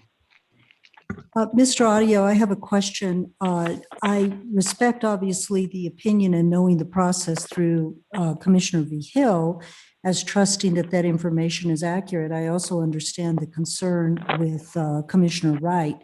So the question I have for you is, if we are approving this final plat, we're approving it as it is presented to us and as it is represented. So if in fact there is a snag there somewhere that we are relying on a third or even fourth party to remedy, then is that not in fact contradictory to what we're approving at this time? Thank you, Commissioner. What I'm attempting to communicate is that if there is a plat, in a situation like this, you always need an accurate plat.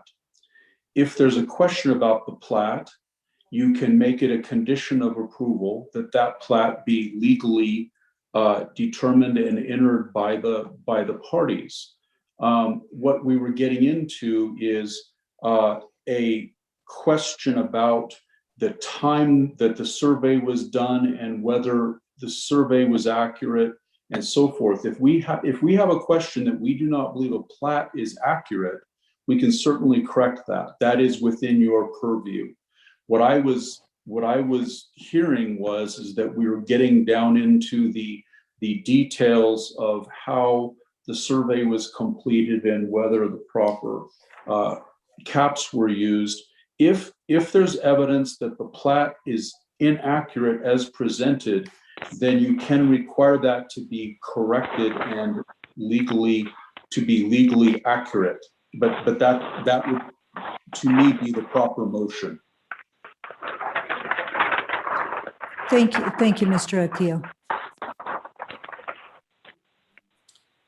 Thank you, Mr. Audio. Thank you, Commissioner Quintana. So on that point, Mr. Chair, can I ask that the plat of record in Plat Book 629, page 18, be entered into the record? Because I'm concerned that potentially we're putting a cloud on the title by referencing complaint 98, private claim 193, which this property has nothing to do with. Why would this commission purposely cloud title? Commissioner Wright, I'm not sure if it's appropriate to enter anything into the record or into evidence at this time. I don't, that hasn't come up before.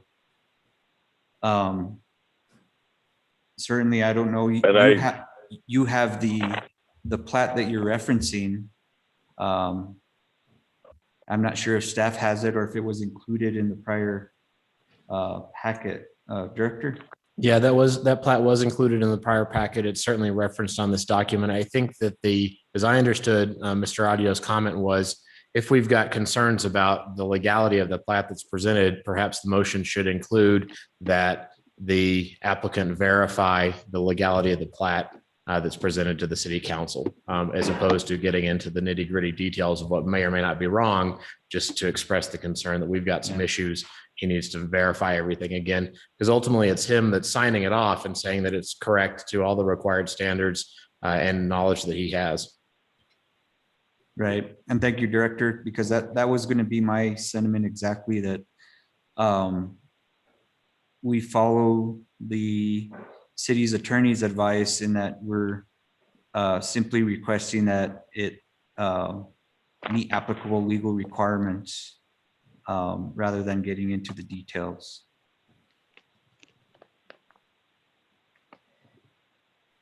So since we still have a motion and a second on the floor, Mr. Vice Chair,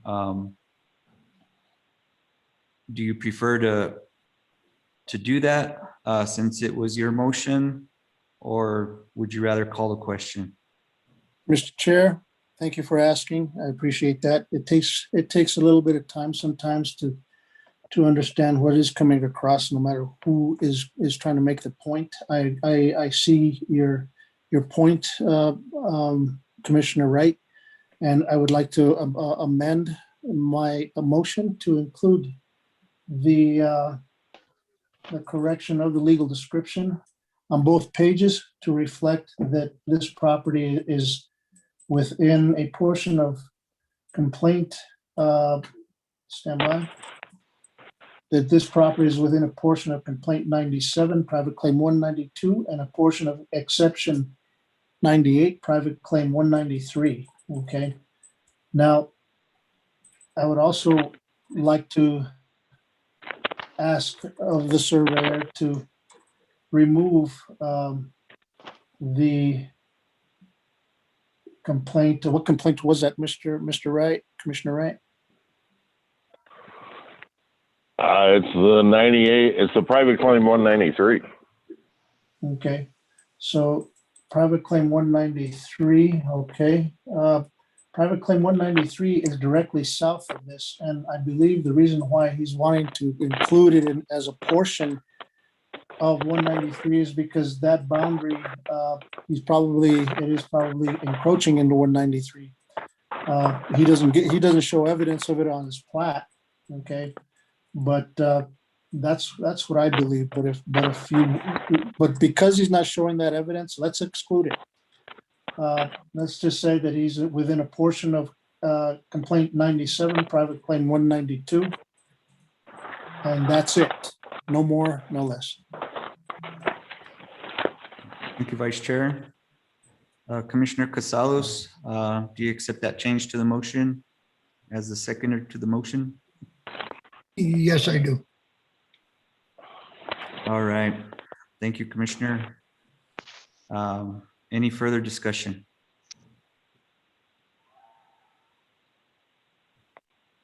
All right. Thank you, Commissioners. Director, can you call the roll, please? Yes, sir. Can we clarify the motion, Mr. Chair? Commissioner Wright, I'm not clear what the motion is. can you go ahead and restate your motion, Commissioner Vice Chair Vio? I'd be happy to, Mr. Chair, Mr. Wright, Commissioner Wright. I made a motion to approve of the case number 2021-04 final plat for Eddie V. Hill, who is the applicant, who is seeking this approval to create 3 lots, one existing lot currently addressed as 703, 705, and 707. UPC number 1-047-120-333-431 with the following conditions: that the legend show a symbol for fence, that the legal description on pages 1 and 2 indicate that this is within a portion of complaint 97, private claim 192, I believe. Let me check that out again. Sorry, private claim 192. And thus saith my motion. Thank you, Commissioner.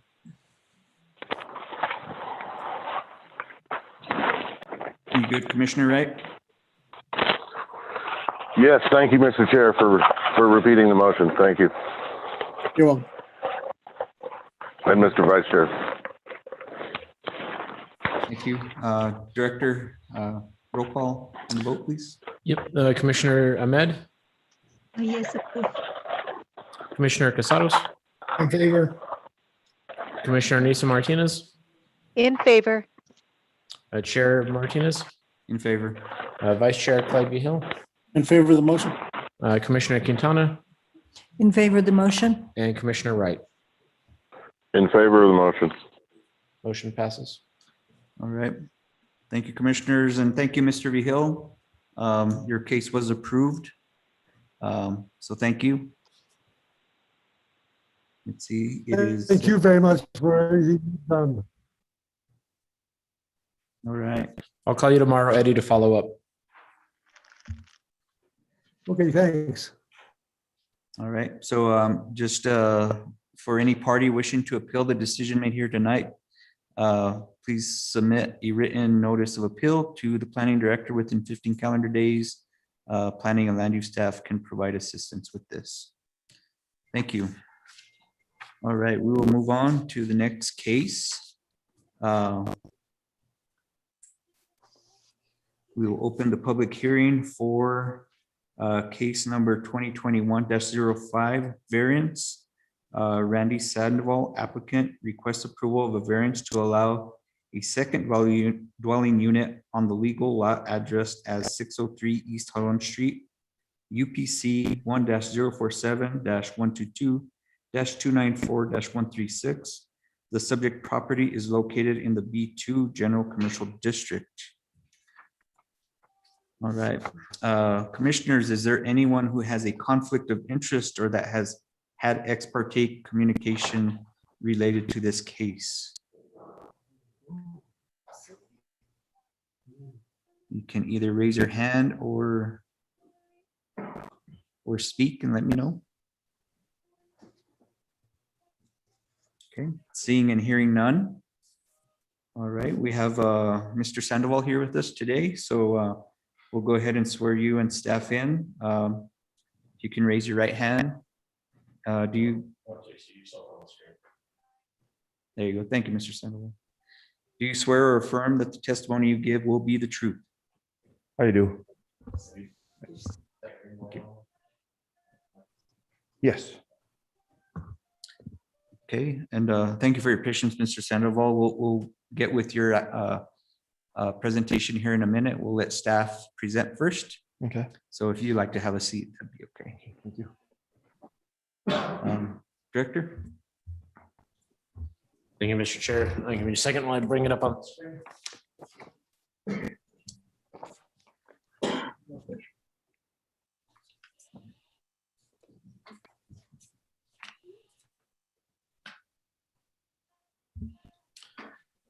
So this case before us tonight relates to the placement of a second dwelling unit on property identified as 603 East Huron Street, located in the B2 General Commercial District. This property sits just off of North Riverside in the general vicinity of the Big Five, Clyde's RV, and Harbor Freight. East Huron is a dead-end street that has about a dozen or so houses on it. This property is partway down, and I'll scroll down to the aerial view for reference. This property is partway down that street and about halfway down the portion of the B2 zoning that stretches along there. So this case comes to the commission because back in the 90s. Director, just real quick, it's not showing on the screen for some reason. Oh, I should share my screen then. That'll make it better. There we go. Is that better? There you go. Okay. So you can see the subject property outlined in red. This property has had two structures on it since the late 90s. At that point in time, Mr. Sandoval came to the commission and was granted what we interchangeably refer to as a special exception or a use variance or permission of some variety to have that second structure on the lot with a 2-year review. City staff has not been able to find any evidence that the 2-year review happened. Mr. Sandoval can speak to his experience, but it's my understanding that he was not able to find any evidence, any documentation that permanent placement permission was ever granted by the city. The trailers have existed there until this point with no particular issues. The trailer that we're looking at on this is actually addressed as 603A. It's the one on the front left corner of the lot. Was removed approximately a month or so ago, month and a half ago, was demolished by the applicant or his tenant.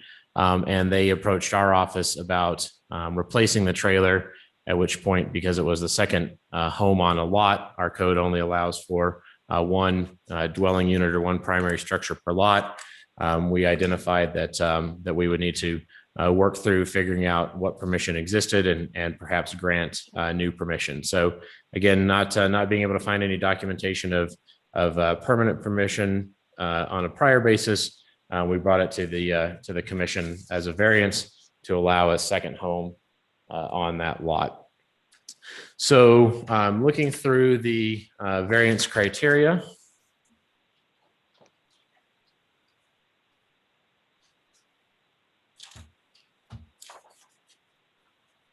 We have, as you will recall from last month or the month prior, we have 4 criteria for variances. The first one being is that there's a practical difficulty or unnecessary hardship inherent to the lot that allows or requires special consideration be granted. In this case, this rectangular lot, part of a about 6 or 7 lot subdivision that predated the code, is generally compliant with the B2 district. It was obviously designed as a residential district and residential uses exist immediately adjacent. It's only slightly smaller, about 500 square feet less than the minimum requirements for a B2 lot of 12,500 feet. So we don't have any real issues, staff believes, related to non-conforming lots or inappropriately sized lots. There's nothing particularly unique that warrant any kind of special consideration for the particular lot in question. So we feel this requirement, unfortunately, has not been met. The second consideration is that the hardship is caused by a strict interpretation of the code and is not self-imposed. Mr. Sandoval does have existing development on the lot in the form of another residential dwelling unit. the B2 commercial district generally actually doesn't allow residential development. It allows commercial development. So certainly his request for a second dwelling on this commercially district zone property is not in keeping with the requirements of the code, but it's also certainly not in keeping with the intention of the district. So it's staff's position that the hardship that he's experiencing by not being able to bring on that second trailer is really caused by his desire to develop outside of the general expectations of the code for that district. So we do feel that this requirement has not been met either. The third requirement is that it's necessary for the preservation and enjoyment of a substantial property right. So if we look at the surrounding residential development, again, recognizing that this is actually a commercially zoned lot that's appropriately sized for a commercial development. But if we do look at and consider this in the framework of the community of the surrounding parcels kind of north of Mountain View, so including not only this street, but the next street down, then we'll see that the vast majority of them, more than 90%, are developed as a single structure per lot. In fact, the only properties that we do see, and I'll show you on the aerial here, in fact, I'll scroll down to that. The only properties that we do see that have additional dwelling units per lot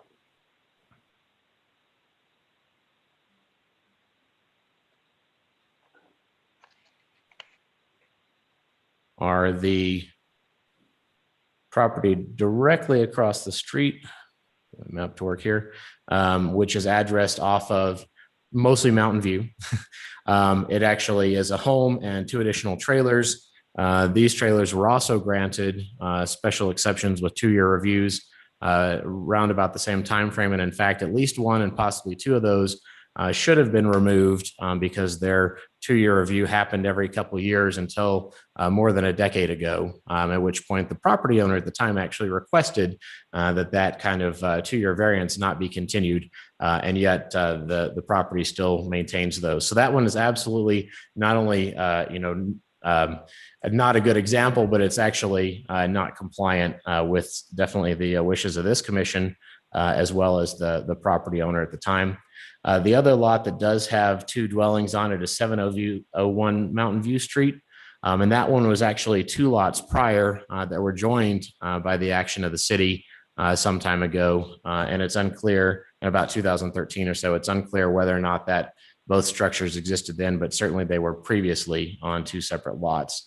Definitely the properties along East Huron Street, the only one that does not have a single structure per lot, aside from the historic use of the applicant's property, was the one directly adjacent at 601 A and B. And we're currently researching that to determine what the story is there. So the development right present to Mr. Sandoval as a commercial property is absolutely there. And even the development rights, that are experienced by his neighbors are definitely in keeping with the 1 primary structure per lot. The 4th and final variance is the most amorphous, of course. It's the one that, whether or not this would meet the intention of the code or be injurious to the general health welfare of the neighborhood or the city. And this one we indicated as partially perhaps met. Definitely the overall goal of our zoning is to help encourage the most appropriate land use throughout the city. And that's why we have all these various zone districts that determine not only, allowable uses, but also development criteria, setbacks, et cetera. And in that regard, his request certainly does not comply with the intention of the B2 zoning district. The second half of that request that criteria relates to whether or not it has a negative impact. And this one is certainly one that we do feel that this property, as it's been developed for at least 20 years with 2 homes on it, did not have any apparent negative impact on the community. The DRT comments indicate that there's no real concerns other than, a need to get additional, hookups for water and sewer for the second structure because they've been served off of a single one. But we do feel that, granting the approval of this variance, is not directly injurious to the neighborhood or directly injurious to the to the general health, welfare, safety of the city, as evidenced by the last 20 years of there having been 2 homes on this lot. But still, because that condition is 2 parts, it only marginally meets that condition. So with effectively 3.5 strikes out of 4, the staff's opinion is that this does not meet the requirement to satisfy all 4 of those review criteria. And so we have no option but to recommend denial of this variance. That concludes my presentation. I'm happy to answer any questions. Okay, thank you, Director Hubler. Commissioner Quintana, I'll start with you. Do you have any questions? All right. Commissioner Ahmed, do you have any questions for staff at this time? Thank you, Chair. No, not at this time. Thank you. Commissioner Martinez, Not at this time, Mr. Chair. Thank you. Commissioner Casalos, Not at this time, Mr. Chair. Vice Chair Vihil, I do not have any at this time, Mr. Chair. Thank you. thank you, Vice Chair. Commissioner Wright, No questions for staff, Mr. Chair. thank you, Commissioners. I think I got through everybody.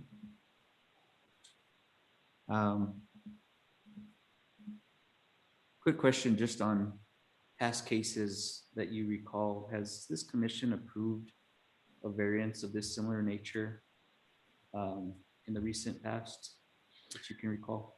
So as far as past history on this kind of action goes, 20-ish years ago, as indicated, it was a relatively regular thing. In fact, we see evidence of multiple properties coming through every couple of years.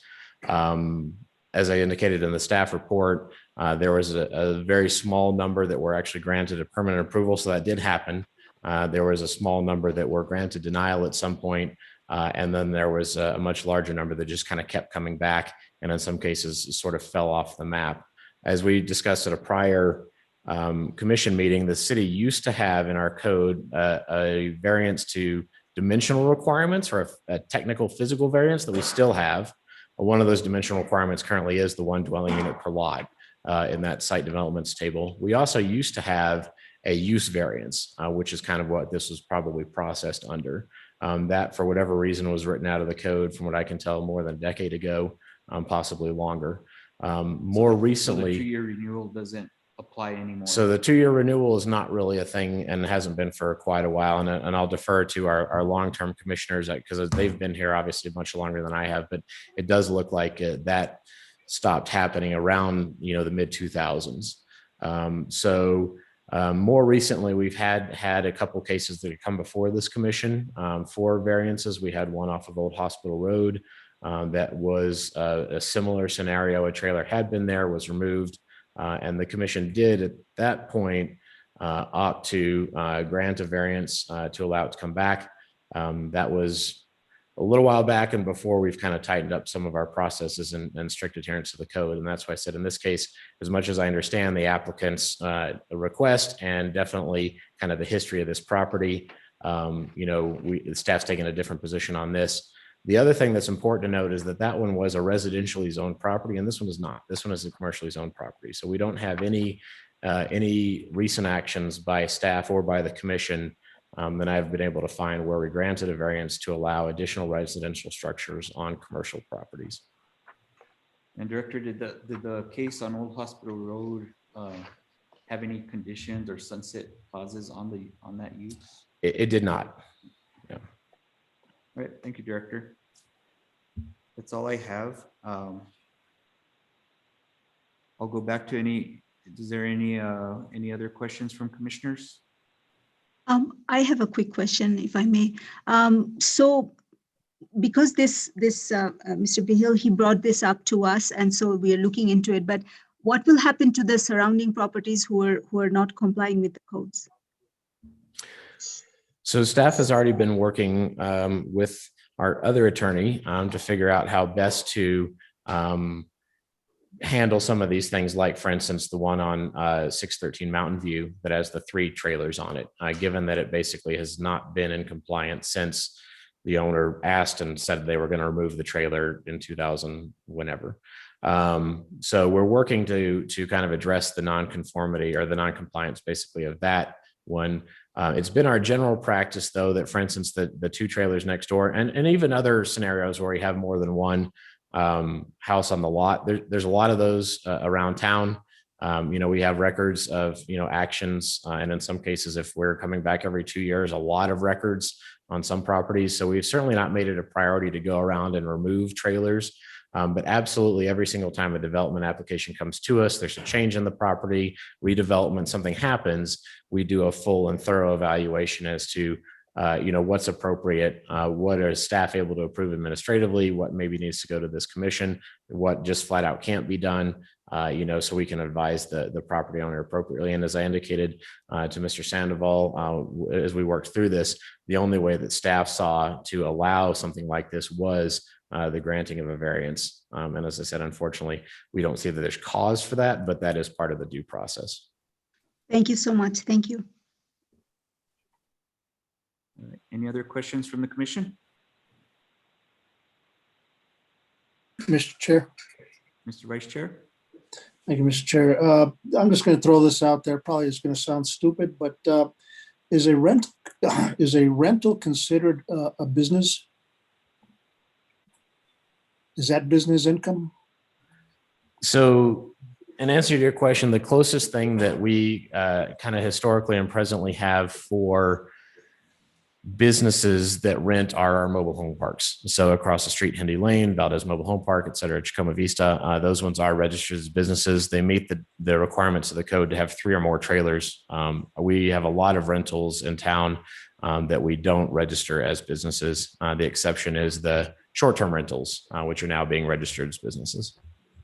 Okay, thank you very much for that clarification. One other question: if he was to register as a business, would he be able to do so and put another building there? The requirements for developing a mobile home park are pretty stringent.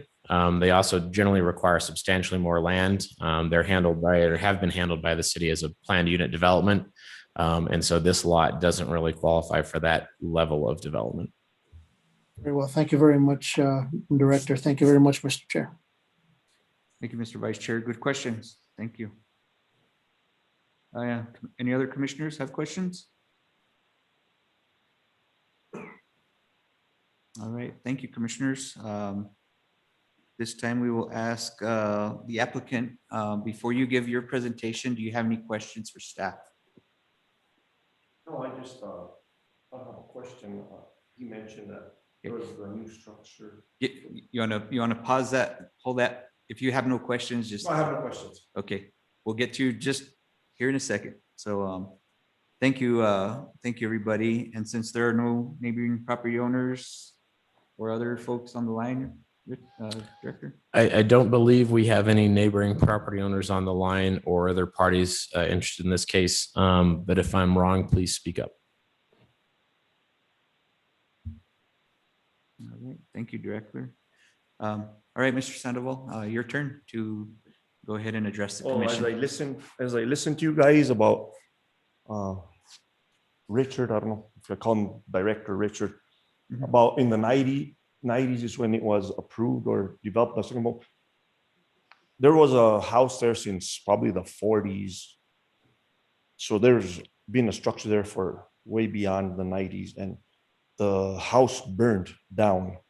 So that's when, so I purchased the property, and I came to the city, and they got approval, followed the requirements, got approved. But my understanding was the 2-year probation, and that I shouldn't have a problem because there was a structure there, the house burned down, and everything was there. I just had to put it, which I came to the city, and everything was approved. So it's long there beyond 2 structures there, way beyond like the 90s. So I don't know if you guys knew that about the house. And I mean, when I came and I got the 2-year, they told me it was a probation period, and they said they'd contact me in 2 years. So the city didn't contact me till around between the 3rd and 4th year. And so I came here and met, I still remember Moises, I don't remember his last name. And Isabel is the one that wrote me the letter that I didn't have any issues, any problems with the neighbors, any problems with the law, because that was a requirement that I needed, like in order for it to be permanent. And I know they gave me the paperwork and I looked and looked. And I mean, I thought you guys would have the record. I mean, and it's been 20 some years. So I mean, I don't know what else to say, but I'm here to comply with whatever you guys need from me. Other than that, I mean, the structure had been there, like you said, since 1998, the one that was removed like a month and a half ago. And what happened is I lived there for a long time. I purchased it and I put that home there because my mother wasn't doing well. So we live in Cordova now. So I brought her, put the mobile home there, and everything, like I said, everything got approved. So after I moved back to Cordova, my mom went back to Cordova because my sisters live in Cordova and me. And my aunt was living in the low-income homes with two little girls, and I approached her with the opportunity. She could buy the mobile home. You know, I'd help her out. So she said, yeah. And that's what happened when my aunt's been there since. And like, poor thing, she's stressed. She's not in good health too. And she's been stressed out about all this because, you know, she's kind of been homeless. Well, not homeless, but she's at my sister's. It's been almost a year. And the guy that sold her the mobile home is right across the street. And he's kind of pressuring her. So she's under a lot of stress. And the reason why the other mobile home was removed because it was falling apart. I mean, the furnace didn't work, the water lines were all, she was kind of living like homeless, like honestly. And she was able to buy another used mobile home, which better condition and everything working. That's the only reason why we took it out, you know, and so she could better her home. And so like I said, I'm here. I don't know what you guys want from me or need from me. I'm more willing than to comply with whatever. And it's not a approval from a new mobile home. It's just a replacement. There was a mobile home there already. All she did is get rid of that one. And the reason why they broke down the structure, because she couldn't find the title. I mean, she had the police go. They couldn't find the VIN number. They couldn't find nothing. So without that, they couldn't pull it out because the plan was to pull it out. So they tore it apart in pieces and got rid of it. That's why that was done. We were going to pull it out. Well, she was going to pull it out. Mr. Sandoval, if I may, we'll get to questions here in a minute. Okay. But I wanted to try to narrow your presentation down to the criteria that the commission has to consider.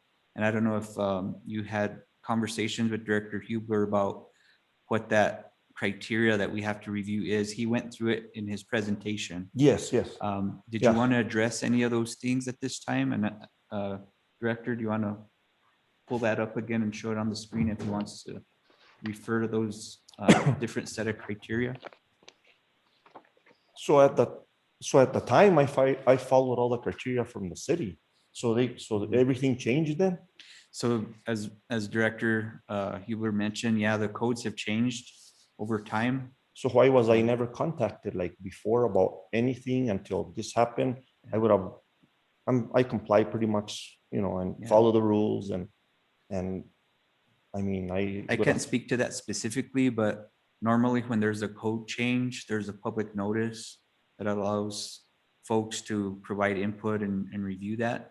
And Again, how do I get the public notice? and that was probably years ago, right? Yeah, see, That so happened, I'm kind of confused. So I'm just trying to do the Yeah. right thing and get my aunt back in her house and, you know, whatever I have to do. I mean, I'm more than willing to comply with the city ordinance, with the requirements. I mean, I But did again, that. this is your opportunity to Okay, try to respond to the criteria okay. if you want to. So the ones you're talking about is those 4 questions?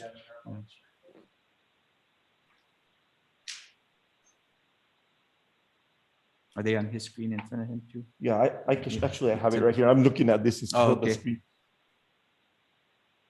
Determine whether the requirements have been submitted.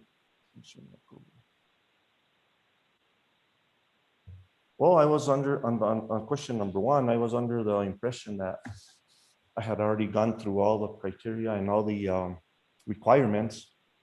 So, I mean, if there's new requirements, new criteria I have to meet, more than willing to do whatever you guys ask on that first question. I was kind of confused on the second question. Can you kind of rephrase that a little bit better? Yeah, It says particularly difficulty of hardship created caused by strict and provisions of this chapter. It's not self-imposed and is not generally shared by other lots in the city or the district. Kind of, what does that mean? I'm kind of confused. Yeah, Mr. Chair, I can kind of rephrase that a bit. So this gets after the idea that what you want to do, in this case, put a second home, replacement home on the property, right, is prohibited because the code specifically disallows it for you, but not your neighbors, right? So that other lots don't have the same limitation, right? And that it's not a result of something that you've caused, right? So in other scenarios, there may be decisions you made that limit your development rights compared to your neighbors. And this is getting at that question, like, is what you want to do specifically singling you out from the rest of the neighborhood and not allowing you to do it. Okay. Does that make sense? Yes. Okay.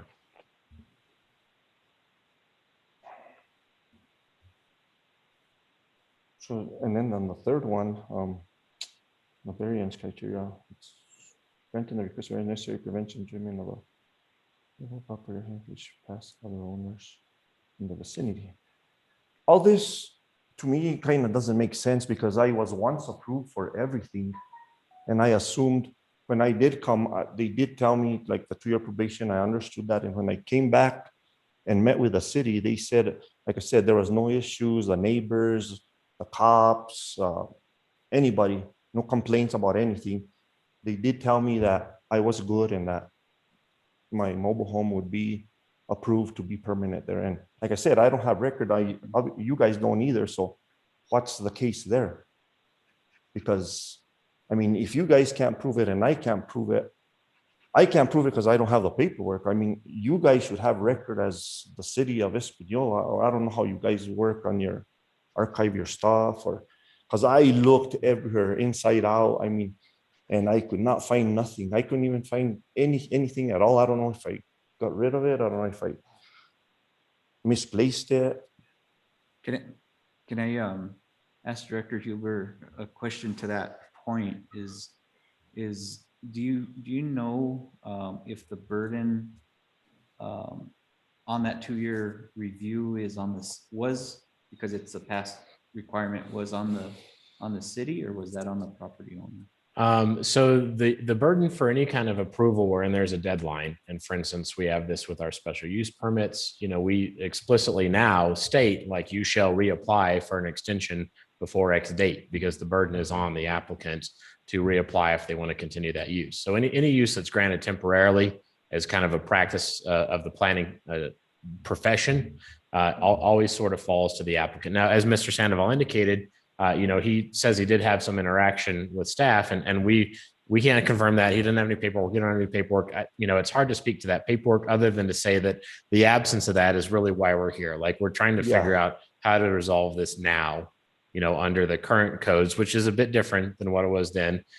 And we don't go out, when we change a code, non-conforming properties continue to benefit from the prior code until, they want to do redevelopment or something, and then they have to fall under the current code. So this is exactly in keeping with kind of general practice of the city, as well as, kind of the industry and profession.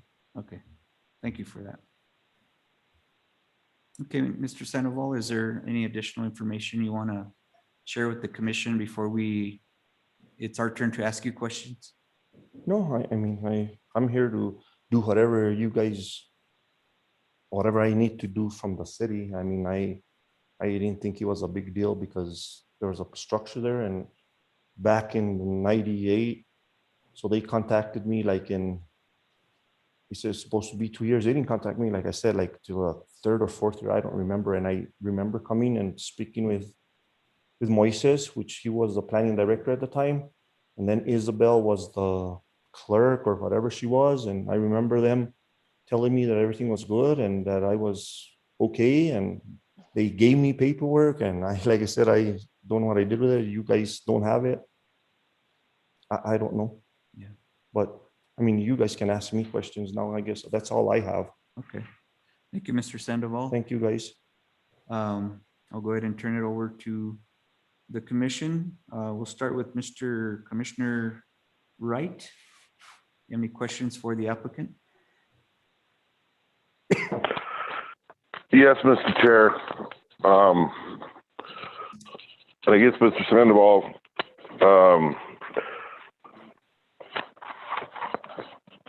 you understand you're in a commercial zoning district. Oh, that's another thing I meant to say about the commercial. Mhm. Sorry, I don't know. You want me, can I Go speak? ahead. So when I purchased this property, it wasn't indicated to me that it was a commercial property, but if it is, I mean, then he said it doesn't qualify for commercial. So how could it be justified? How could you justify that it's a commercial property, but he said it doesn't meet the qualifications to be commercial? I mean, if it's commercial, it's better for me because it's worth more. You know what I mean? It's like, okay, but I never purchased it under the agreement that it was a commercial property. What year did you purchase it again? Probably around, because I moved there in 95 and I was renting where the other structure is now. Yeah. That mobile home's mine. That was my first house. That was my first property that I purchased. And I purchased it after, so I moved there in 96. Probably around 98, 99. I mean, within those years when I purchased it. Okay.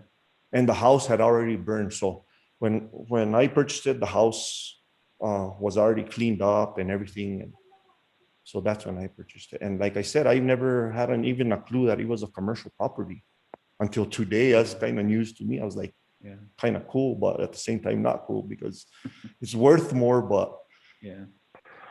I mean, I'd rather put Well, something commercial if it's commercial, you know, I mean. And And I'll that ask a follow-up, reason- if I may, Commissioner Wright, Director Huber, has the zoning changed in that period of time on that parcel that you're aware of? No, I don't believe the zoning has changed since Mr. Sandoval owned it. Okay, thank you for that. Go Or ahead, at least has Commissioner. not changed out of commercial use. There was a B1, B2 kind of like vagueness in the 90s. But yeah, it's been commercial for a long time. It's been a B designation of some sort. Okay. Okay, Commissioner Wright, sorry about that. Well, no, and the reason why I asked that is unfortunately it's the city code, and it is zoned commercial. And the biggest problem here is that mobile homes are not allowed in the commercial district. And it's the role of this commission to actually essentially play umpire and call balls and strikes. And the problem that we have here is a mobile home isn't allowed in a commercial zone. And once you remove it, then it has to come into compliance. And we kind of had that in the previous case, that there's some pre-existing stuff that's allowed to remain. However, in this case, you're asking to replace something that's not allowed in the current zoning. And that's the difficulty that's put before this commission at this point. So I just wanted you to understand that.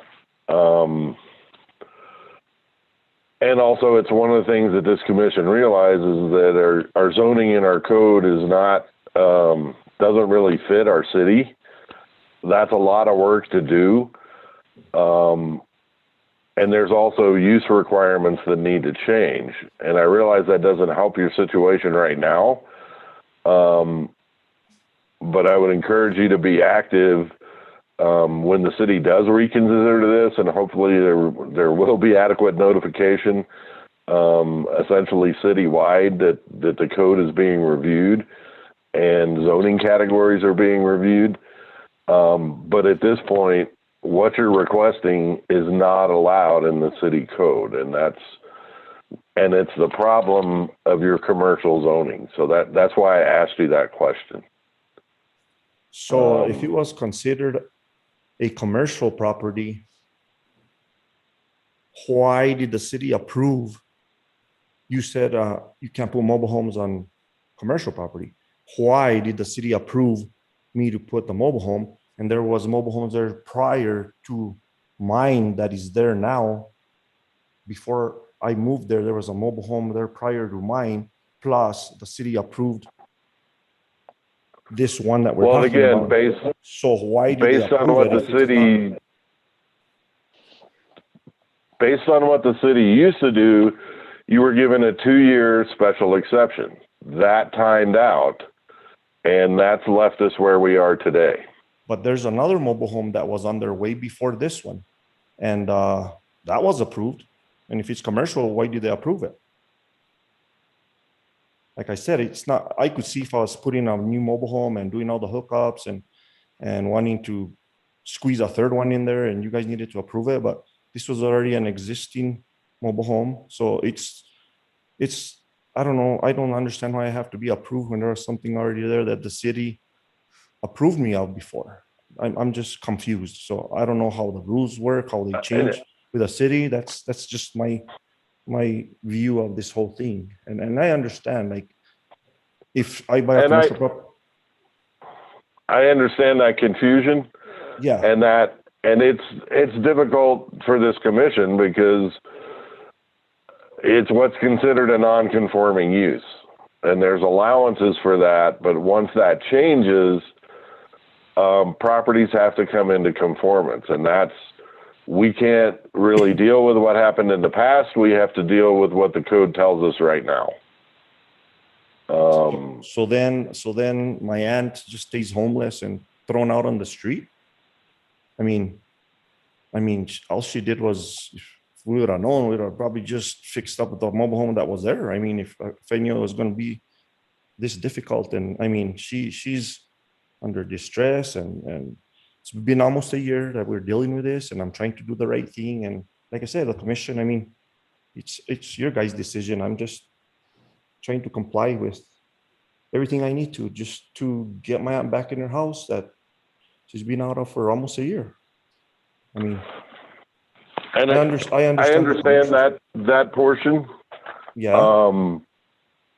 But again, this commission is basically the umpire, and we have to call balls and strikes. That's why we're here. So, like I said, and that's why we're here. So, and you have other options if the commission were to decide to not support this application. You have the ability to appeal that to the governing body. And that's what I would do. And again, this is just questions at this point, so that I just wanted you to try and help you understand of the rules that this commission has to consider. So when was it decided that this property is considered commercial? Like, does anybody have the answer? Because I wasn't aware of that. There's a property right in front of me, which is the Bacas, and one behind me. Are they commercial too? Yeah. See, I didn't know this. Even when I purchased a property, I purchased it for residential. I mean, I was never. I think Richard's going to pull up the zoning map. All that purple area is that what's commercial? So which one? Okay, so then the one after me, and then the one after that is considered commercial too? Yeah. See, I didn't know that. And like Commissioner Wright said, you know, our zoning doesn't exactly fit what's on the ground. And that requires kind of a bigger effort to try to work with that. So, you know, just to kind of reiterate, you know, I know zoning laws can be confusing. Yeah, and I'm not familiar with all that. So like I said, I'm here because you guys asked me to be here, and we're like the judges that have to kind of decide on how this fits our zoning laws. So I understand. To try to continue the process, I'll ask other commissioners if they have questions for you, that way we can get through the Q&A period. Commissioner Wright, was that all for your questions? That was all of my questions. And I was looking for when the zoning was established, but it's been since at least 2009 that's been zoned commercial. I think Planner Gillette had an answer for us, I believe. Is that right? Yeah, so we have a map on our wall that identifies this area as commercially zoned in 1976. 1976, based on a map. On a sign certified. Yeah, on the zoning map in our office. Yeah, the official zoning map at the time. The original zoning designations, February of 1976. Okay. Thank you. Ms. Gillette. All right. Commissioner Martinez, do you have any questions for Mr. Sandoval? Not at this time, Mr. Chair. Thank you. All right. Vice Chair Vihil, any questions? I have one or two, maybe three. Mr. Sandoval, thank you, Mr. Chair, by the way. Mr. Sandoval. Yes. Do you charge your rent? Yeah, I do very little, but I do charge the rent. Okay. Is she incapacitated in any way, shape, or form? No, she's her health isn't like great, but I mean, and then she's getting up there in age. But I did it to help her out. She, like I said, she was at the low income. She had 2 little girls, and my opinion about low income is not a good place to raise kids. I mean, some people have to do it because they don't have any other choice. I mean, and I don't have nothing against it, but I've experienced when she was living there, I have relatives that live there, and I myself just wouldn't like living there myself. So I understand. I sympathize with you. and like I Thank you very said, I much, mean, Mr. I'm Sandoval. nothing against it, and there's people that need the help, and that's their only option and their only choice. I understand. Again, thank you, Mr. Sandoval. Thank you. Mr. Chair, that's all I have. Thank you, Commissioner Vice Chair Vihil. Commissioner Ahmed, you have any questions for Mr. Sandoval? Just a question for the commissioners. The mobile homes are not allowed, but is there any way, I mean, is it a possibility that some other form of structure is allowed, or no, that doesn't, is not compliance with the law as well, I mean, the code as well? Is that a question for staff, Commissioner? In general, staff probably, yes. So thank you, Commissioner, and Mr. Chair. The business district basically allows structures affiliated with business uses. So as Commissioner Wright highlighted, that's one, certainly not the only issue with this particular proposal, but a major one, because the code does explicitly disallow mobile homes within the commercial district. But even prior to that, it kind of expects that the development that happens in a commercial district be commercial in nature. So, as we discussed earlier, perhaps a large lot with a mobile home park, that doesn't help Mr. Sandoval at all. But there are some other kind of scenarios there. There's the broader kind of consideration, as we've discussed, about zoning, about rezoning a property to be more residential. But in that case, we run into some issues because Mr. Sandoval does not directly abut the residential zoning. As indicated, there's about 300 feet or so between him and the R6 and 2 other property owners. The challenge, of course, is that even if we did do a larger zoning action, for instance, to zone everybody in the Wade subdivision 601 over as residential, he still wouldn't be allowed a second dwelling unit on the property. So that's the kind of bigger consideration, is that the city code, as a general practice, as referenced in kind of some of the packet material, specifies basically one primary structure and then appropriate accessory structures, consistent with the uses that are allowed in the zone district. So there's unfortunately not really any other great scenario to allow multiple residential structures on this lot because of that commercial zoning, and even because of the restrictions on the residential zoning had it been zoned residential. Okay, thank you for that clarification. Thank you. Thank you, Commissioner Ahmed. Any other questions? No, not at this time. Thank you. Okay, thank you. Do you have a follow-up, Director? No, I just have a staff question when you get to that point. I want to remind you not to forget us. Oh, yeah, I won't forget you. Maybe. Commissioner Quintana, any questions? Mr. Sandoval, I'm sure it's clear to you now that the house that was built way back in the 40s that burned down was obviously, and maybe staff can clarify this, the property was not zoned commercial at that time. Your biggest sticking point right here is the fact that now you're looking at changing because of the removal of a property. So you are right. If everything had stayed the way it was, we wouldn't be having this discussion tonight. For my own clarity, the 603B and the 603A, which was the one that was removed? The one closer to the street, East Udon Street. Okay. And who lives in 603B? I have that rented out. That was my home. And then I bought some property and I built a house, so I decided to rent it out. Okay. And the tenant is Lisa Garcia. Okay, well, that may pretty much answer the other questions I had.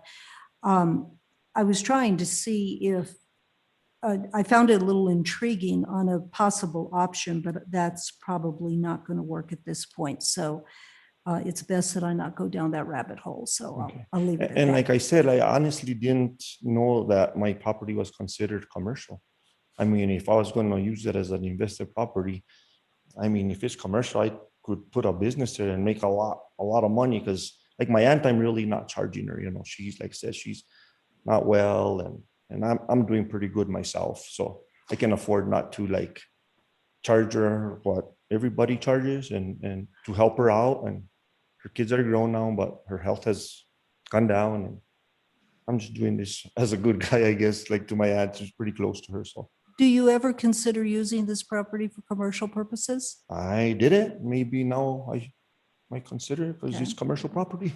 No, I never considered using it as commercial, honestly. Never. I never thought about it because I didn't know I could. But then Richard says that you said that it doesn't meet the qualifications for commercial. So how could it be commercial if it doesn't? I don't understand. I'm very confused on that part. It's a commercial, it's owned as commercial, but it doesn't meet the qualifications to do a commercial business or whatever, right? So I'm confused on that part. If it's commercial, shouldn't I be able to put a commercial building or something there? But it doesn't meet the qualifications, so I can't. Yes. Is there any and way I we- can remove it from being commercial, So- residential? Maybe a point of order, Mr. Chair. That comment, I think, referenced as we were going through the review criteria. It does substantially meet the requirements of a commercial property. So you could develop this as a Okay. commercial So property. you might- You'd have to meet setbacks and stuff. Yes, But yeah, and it's of course get doable. approved by you guys. Right. But I heard you say earlier that That's as we were reviewing if there was something unique about this lot compared to the others, or if it didn't meet, the requirements of the code to be a lot. We've got a lot of properties, for instance, that were just inappropriately zoned from the very beginning. They weren't big enough, for instance, or they didn't meet the dimensional requirements. And this one substantially does. So you do have commercial development opportunities Okay, here. well, that's good to know, I guess, because I wasn't aware of all this. I mean, With that said, this may lead me to a speculation I had, and it is only that. Director Hubler, I heard you say earlier that a mobile home building, a mobile building, so I'm taking it for granted it's mobile home, can be used as a commercial building in a commercially zoned area. Did I understand that correctly? I don't believe so. Okay. no. yeah, I don't.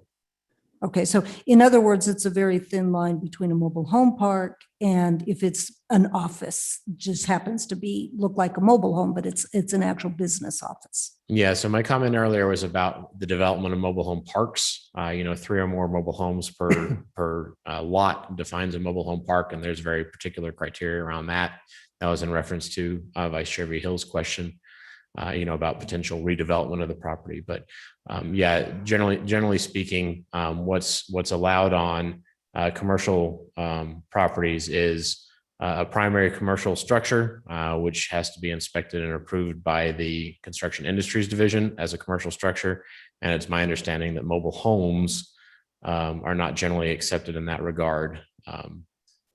But that would kind of depend sort of on theirs, because that's more their jurisdiction. But yeah, we generally we don't see mobile structures as primary commercial structures.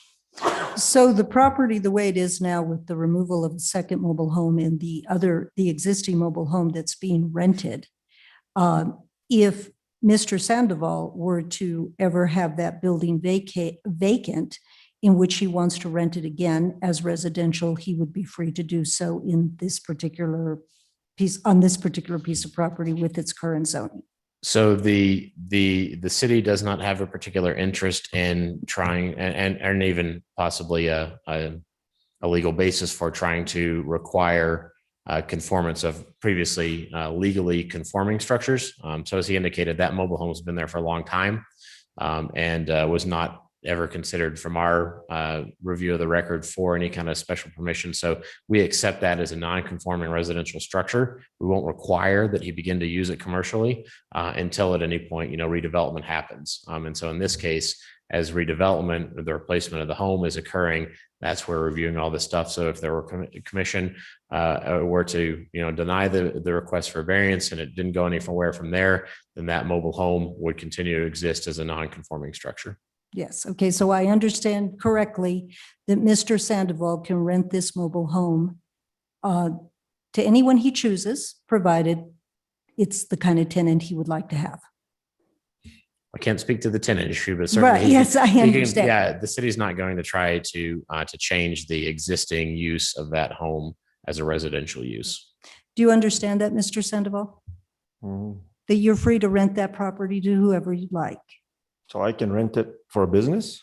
No. You can rent it as a residential property to a tenant of your choice. Do you understand that? Yes. Okay, thank you.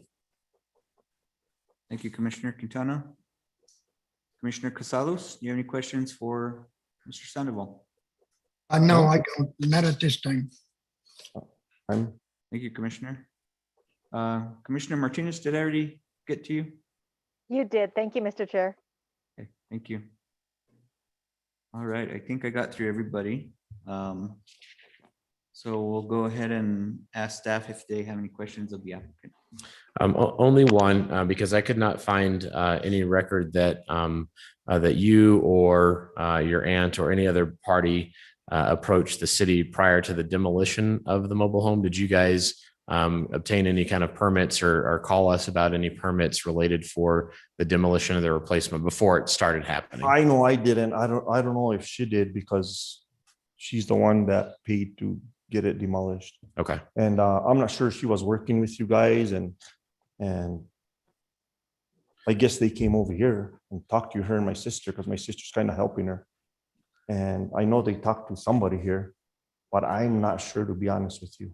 Okay. Yeah. And as a point of clarification, there is a city employee that's related to the family that asked us last fall for any information we had, and we provided the information that we had record that this had been approved on a 2-year situation back in 1998, but we found nothing further and directed that they approach staff. We did not see any additional or have any applications or whatever until, much more recently, about 4 weeks ago, when the application to replace this was. And the reason I bring that up is because as was noted earlier in our code enforcement report, as has been noted in the paper, in a quote they quoted me on this week, part of our role as staff is to help orderly development and also to engage with folks, preferably prior to actions taking place so we can fully advise them. And it sounds to me like you weren't fully advised as far as the potential options or the things, the hurdles or whatever that might come up as we move forward. Well, I didn't know that they were going to demolish it, but Okay. I didn't know. But not that all this stuff I didn't know would it hit happen the as a city, result, right? And then also the only reason why it was demolished because they couldn't find the title. Oh, yeah. They even had the police go there, like, you know, when they do the paperwork for the VIN number Yeah. and all yeah. that, and they couldn't find nothing. So that was like their only choice because they couldn't get a tax release. They couldn't get Right. any of the paperwork. So that's all. I'm with you. Yeah, I understand that. That was You the made only comment option she had. So, Sure. and she paid for all that. I mean, because it was Okay. her house. So. Okay, so that completes my questions, Mr. Okay. Chair. I believe, Mr. Vice Chair, that the chair has stepped out briefly. If you want to pick up, oh, wait, he's back. I talked long enough. Outstanding. Good. We Sorry tried about that. Thank you, to sir. That talk completes to you, my made question. it back. We tried to keep busy till you made it back. Sorry, I had to step out real quick. Thank you, guys. All right, is that no other questions, Director? No, sir, that completes my questions. Thank you. Okay, and seeing that we have no neighboring property owners here, there would be no questions from them or presentations from them or questions to them, as well as the general public. So, okay, Mr. Sandoval, if you have any closing remarks, you can make those now, and then the commission can take action on your case.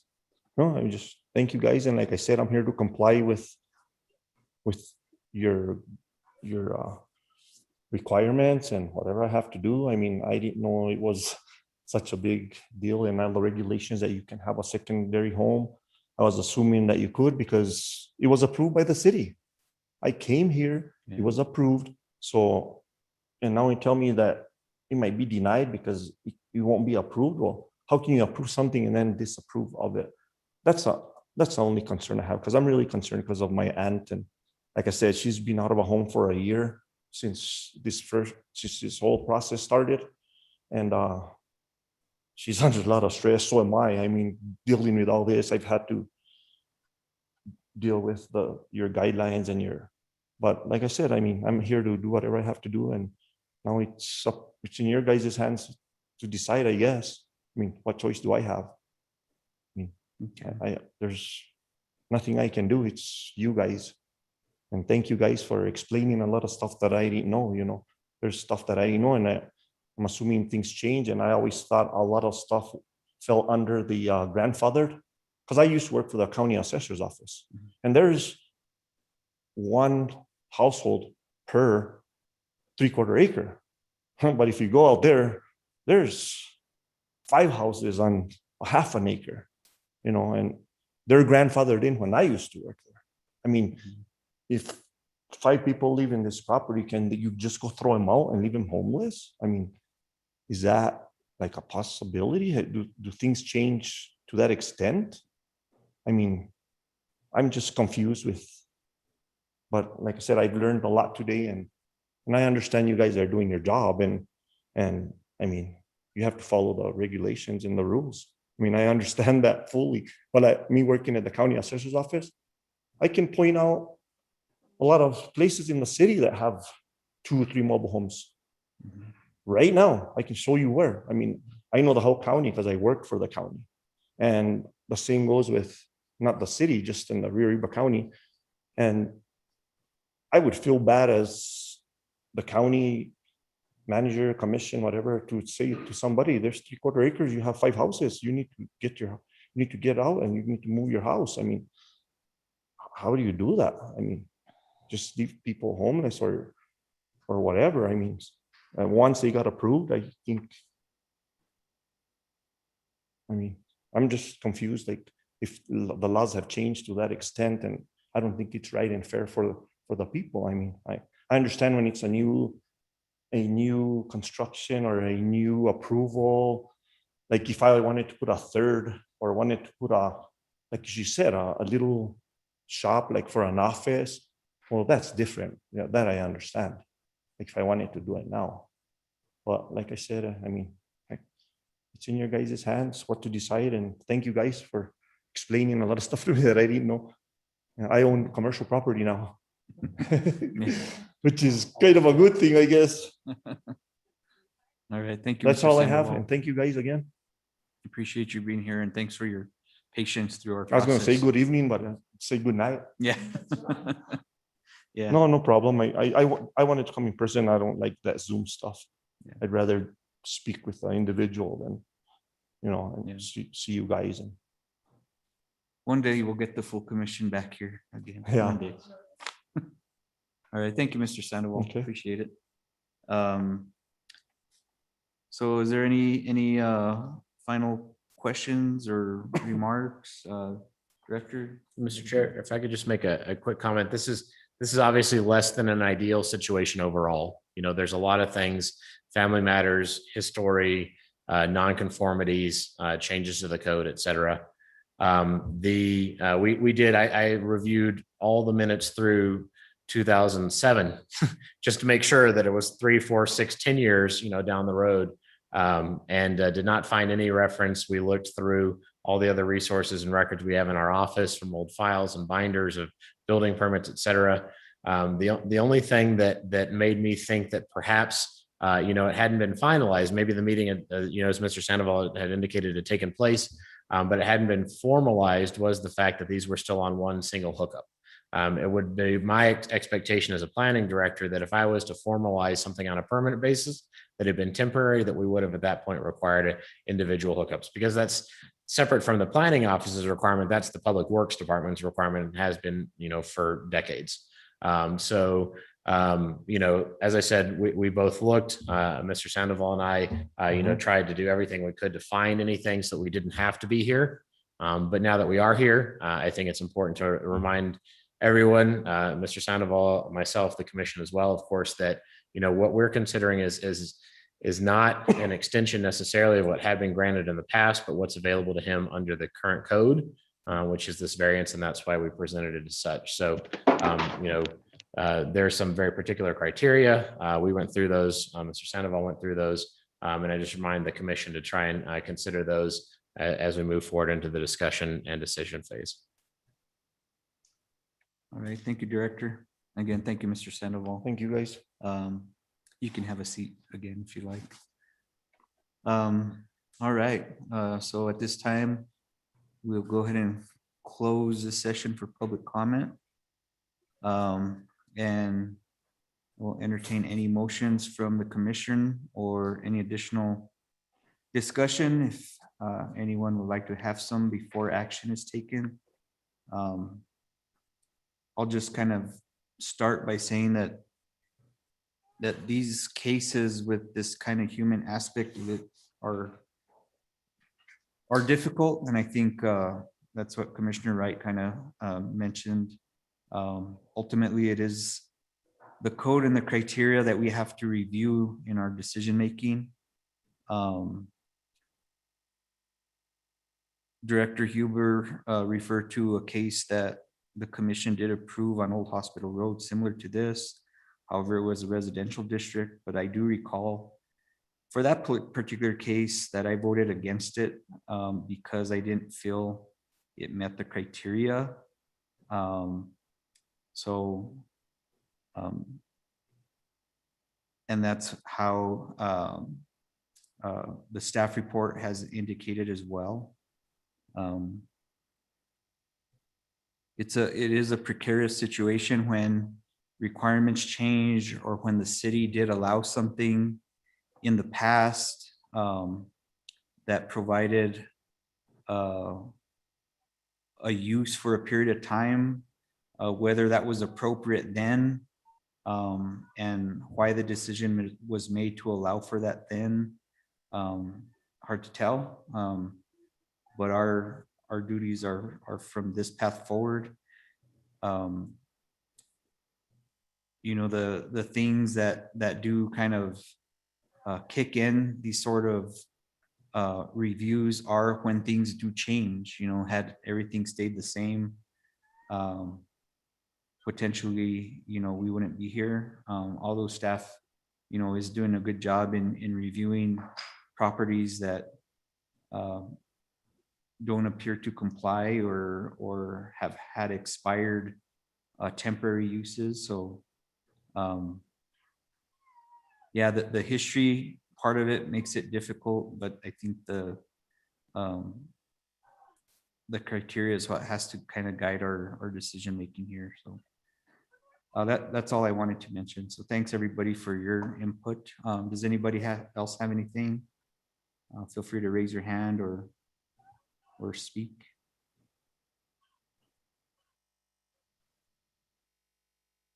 Can you stop the screen share, Director, so I can see everybody? Oh, we If still I have may, time. I just have just a comment. Um, um, I know that it's a lot of work. I can only imagine how much work it's on the planning division and everybody who works there. And this might be something to think about maybe in the future, and I may be wrong. Is there any way we can inform the owners, property owners, which zone they are, if it changes or something happens, and so that at least they're aware what's going on, or no, that's not really a feasible solution in the future, not now? It's a good question, Director. It's an excellent question, and our process kind of requires notice, publication in papers, big yellow signs, those kinds of things. The specifics of the notice vary a bit depending upon the action that the city is taking.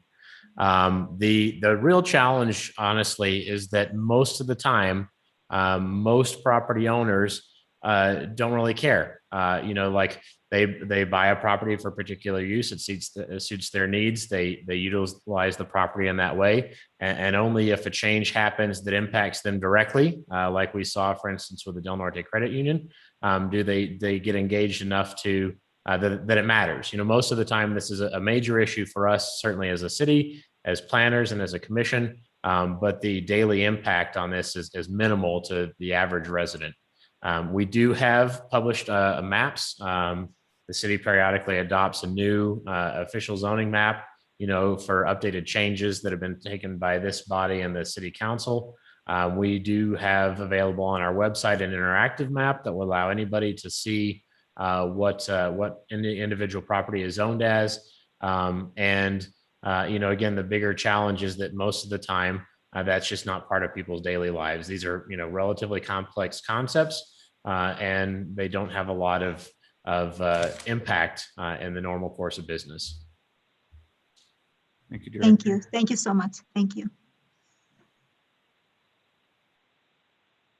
All right, commissioners, what is the pleasure of the commission?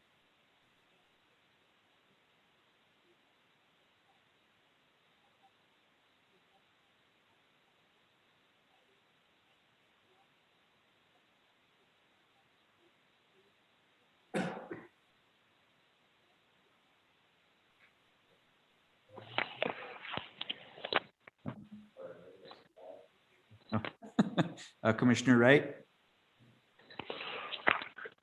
Mr. Chair, I will make a motion to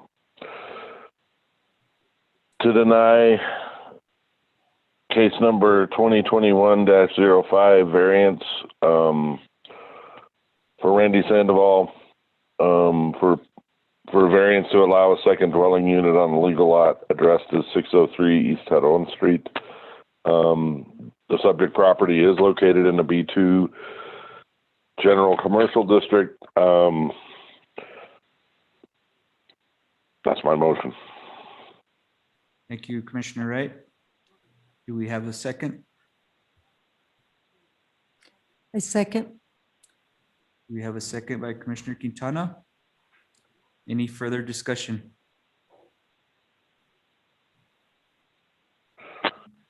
I would just note that, as staff had indicated, this application does not meet, as required, all four of the variance criteria. Thank you, Commissioner Wright. Any other discussion?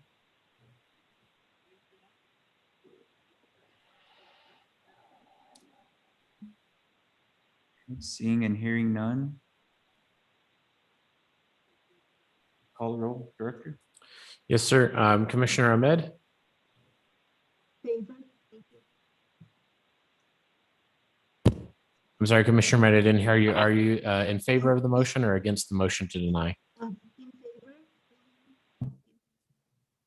Is that an in favor? Yes, yes. Okay. Yes. Commissioner Casados, In favor, Commissioner Martinez, In favor of the motion. Chair Eric Martinez, In favor. Vice Chair Vihil, In favor of the motion? Commissioner Quintana, In favor of the motion? and Commissioner Wright. In favor of the motion to deny. Motion passes. Right, Mr. Sandoval, your request has been denied. But you do, or any party, including yourself, wishing to appeal this decision must submit a written notice of appeal to the planning director within 15 calendar days. And planning and land use staff can provide assistance with you on that regard.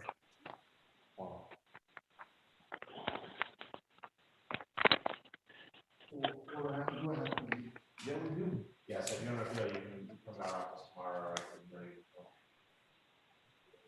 Also, all commissioners unite in approval. That's right. All of them.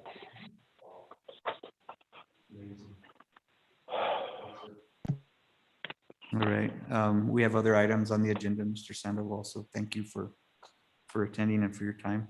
Okay.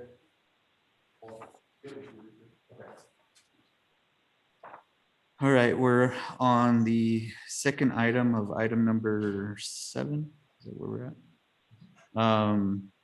Approval of final decisions, case number 2021-04. Do you have those that you want to pull up, Director?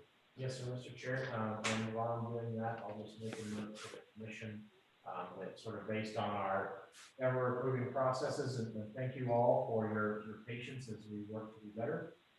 What we're doing is putting together kind of a potential finding, and then we'll, as a body, work to kind of fill it out. So for instance, related to case 2020-04, which is coming up on the screen now. The other version, which you should all have in your packets, highlights some of the areas that we know can be changed. Certainly in this case, we can change the the recommendation for approval, and then list the conditions. And then we put in a bunch of the kind of factual information as we discussed before, and inserted new findings so that we could capture the testimony by both the applicant and the property owners. I've sort of pre-filled in staff's testimony because I have an idea of what I'm going to say, but obviously we don't know the right. So the idea here is that we can work through basically filling these out, after the case happens, and just change the approve, deny, meet, not meet. So at this point, I'm actually going to pull up the Word version. While you're doing that, Director, I'll ask all the commissioners, does anybody need a short break? yes, Mr. Chair, 5-minute break. 5 minutes? All right, let's have a 5-minute recess, and we'll come back at 9:17.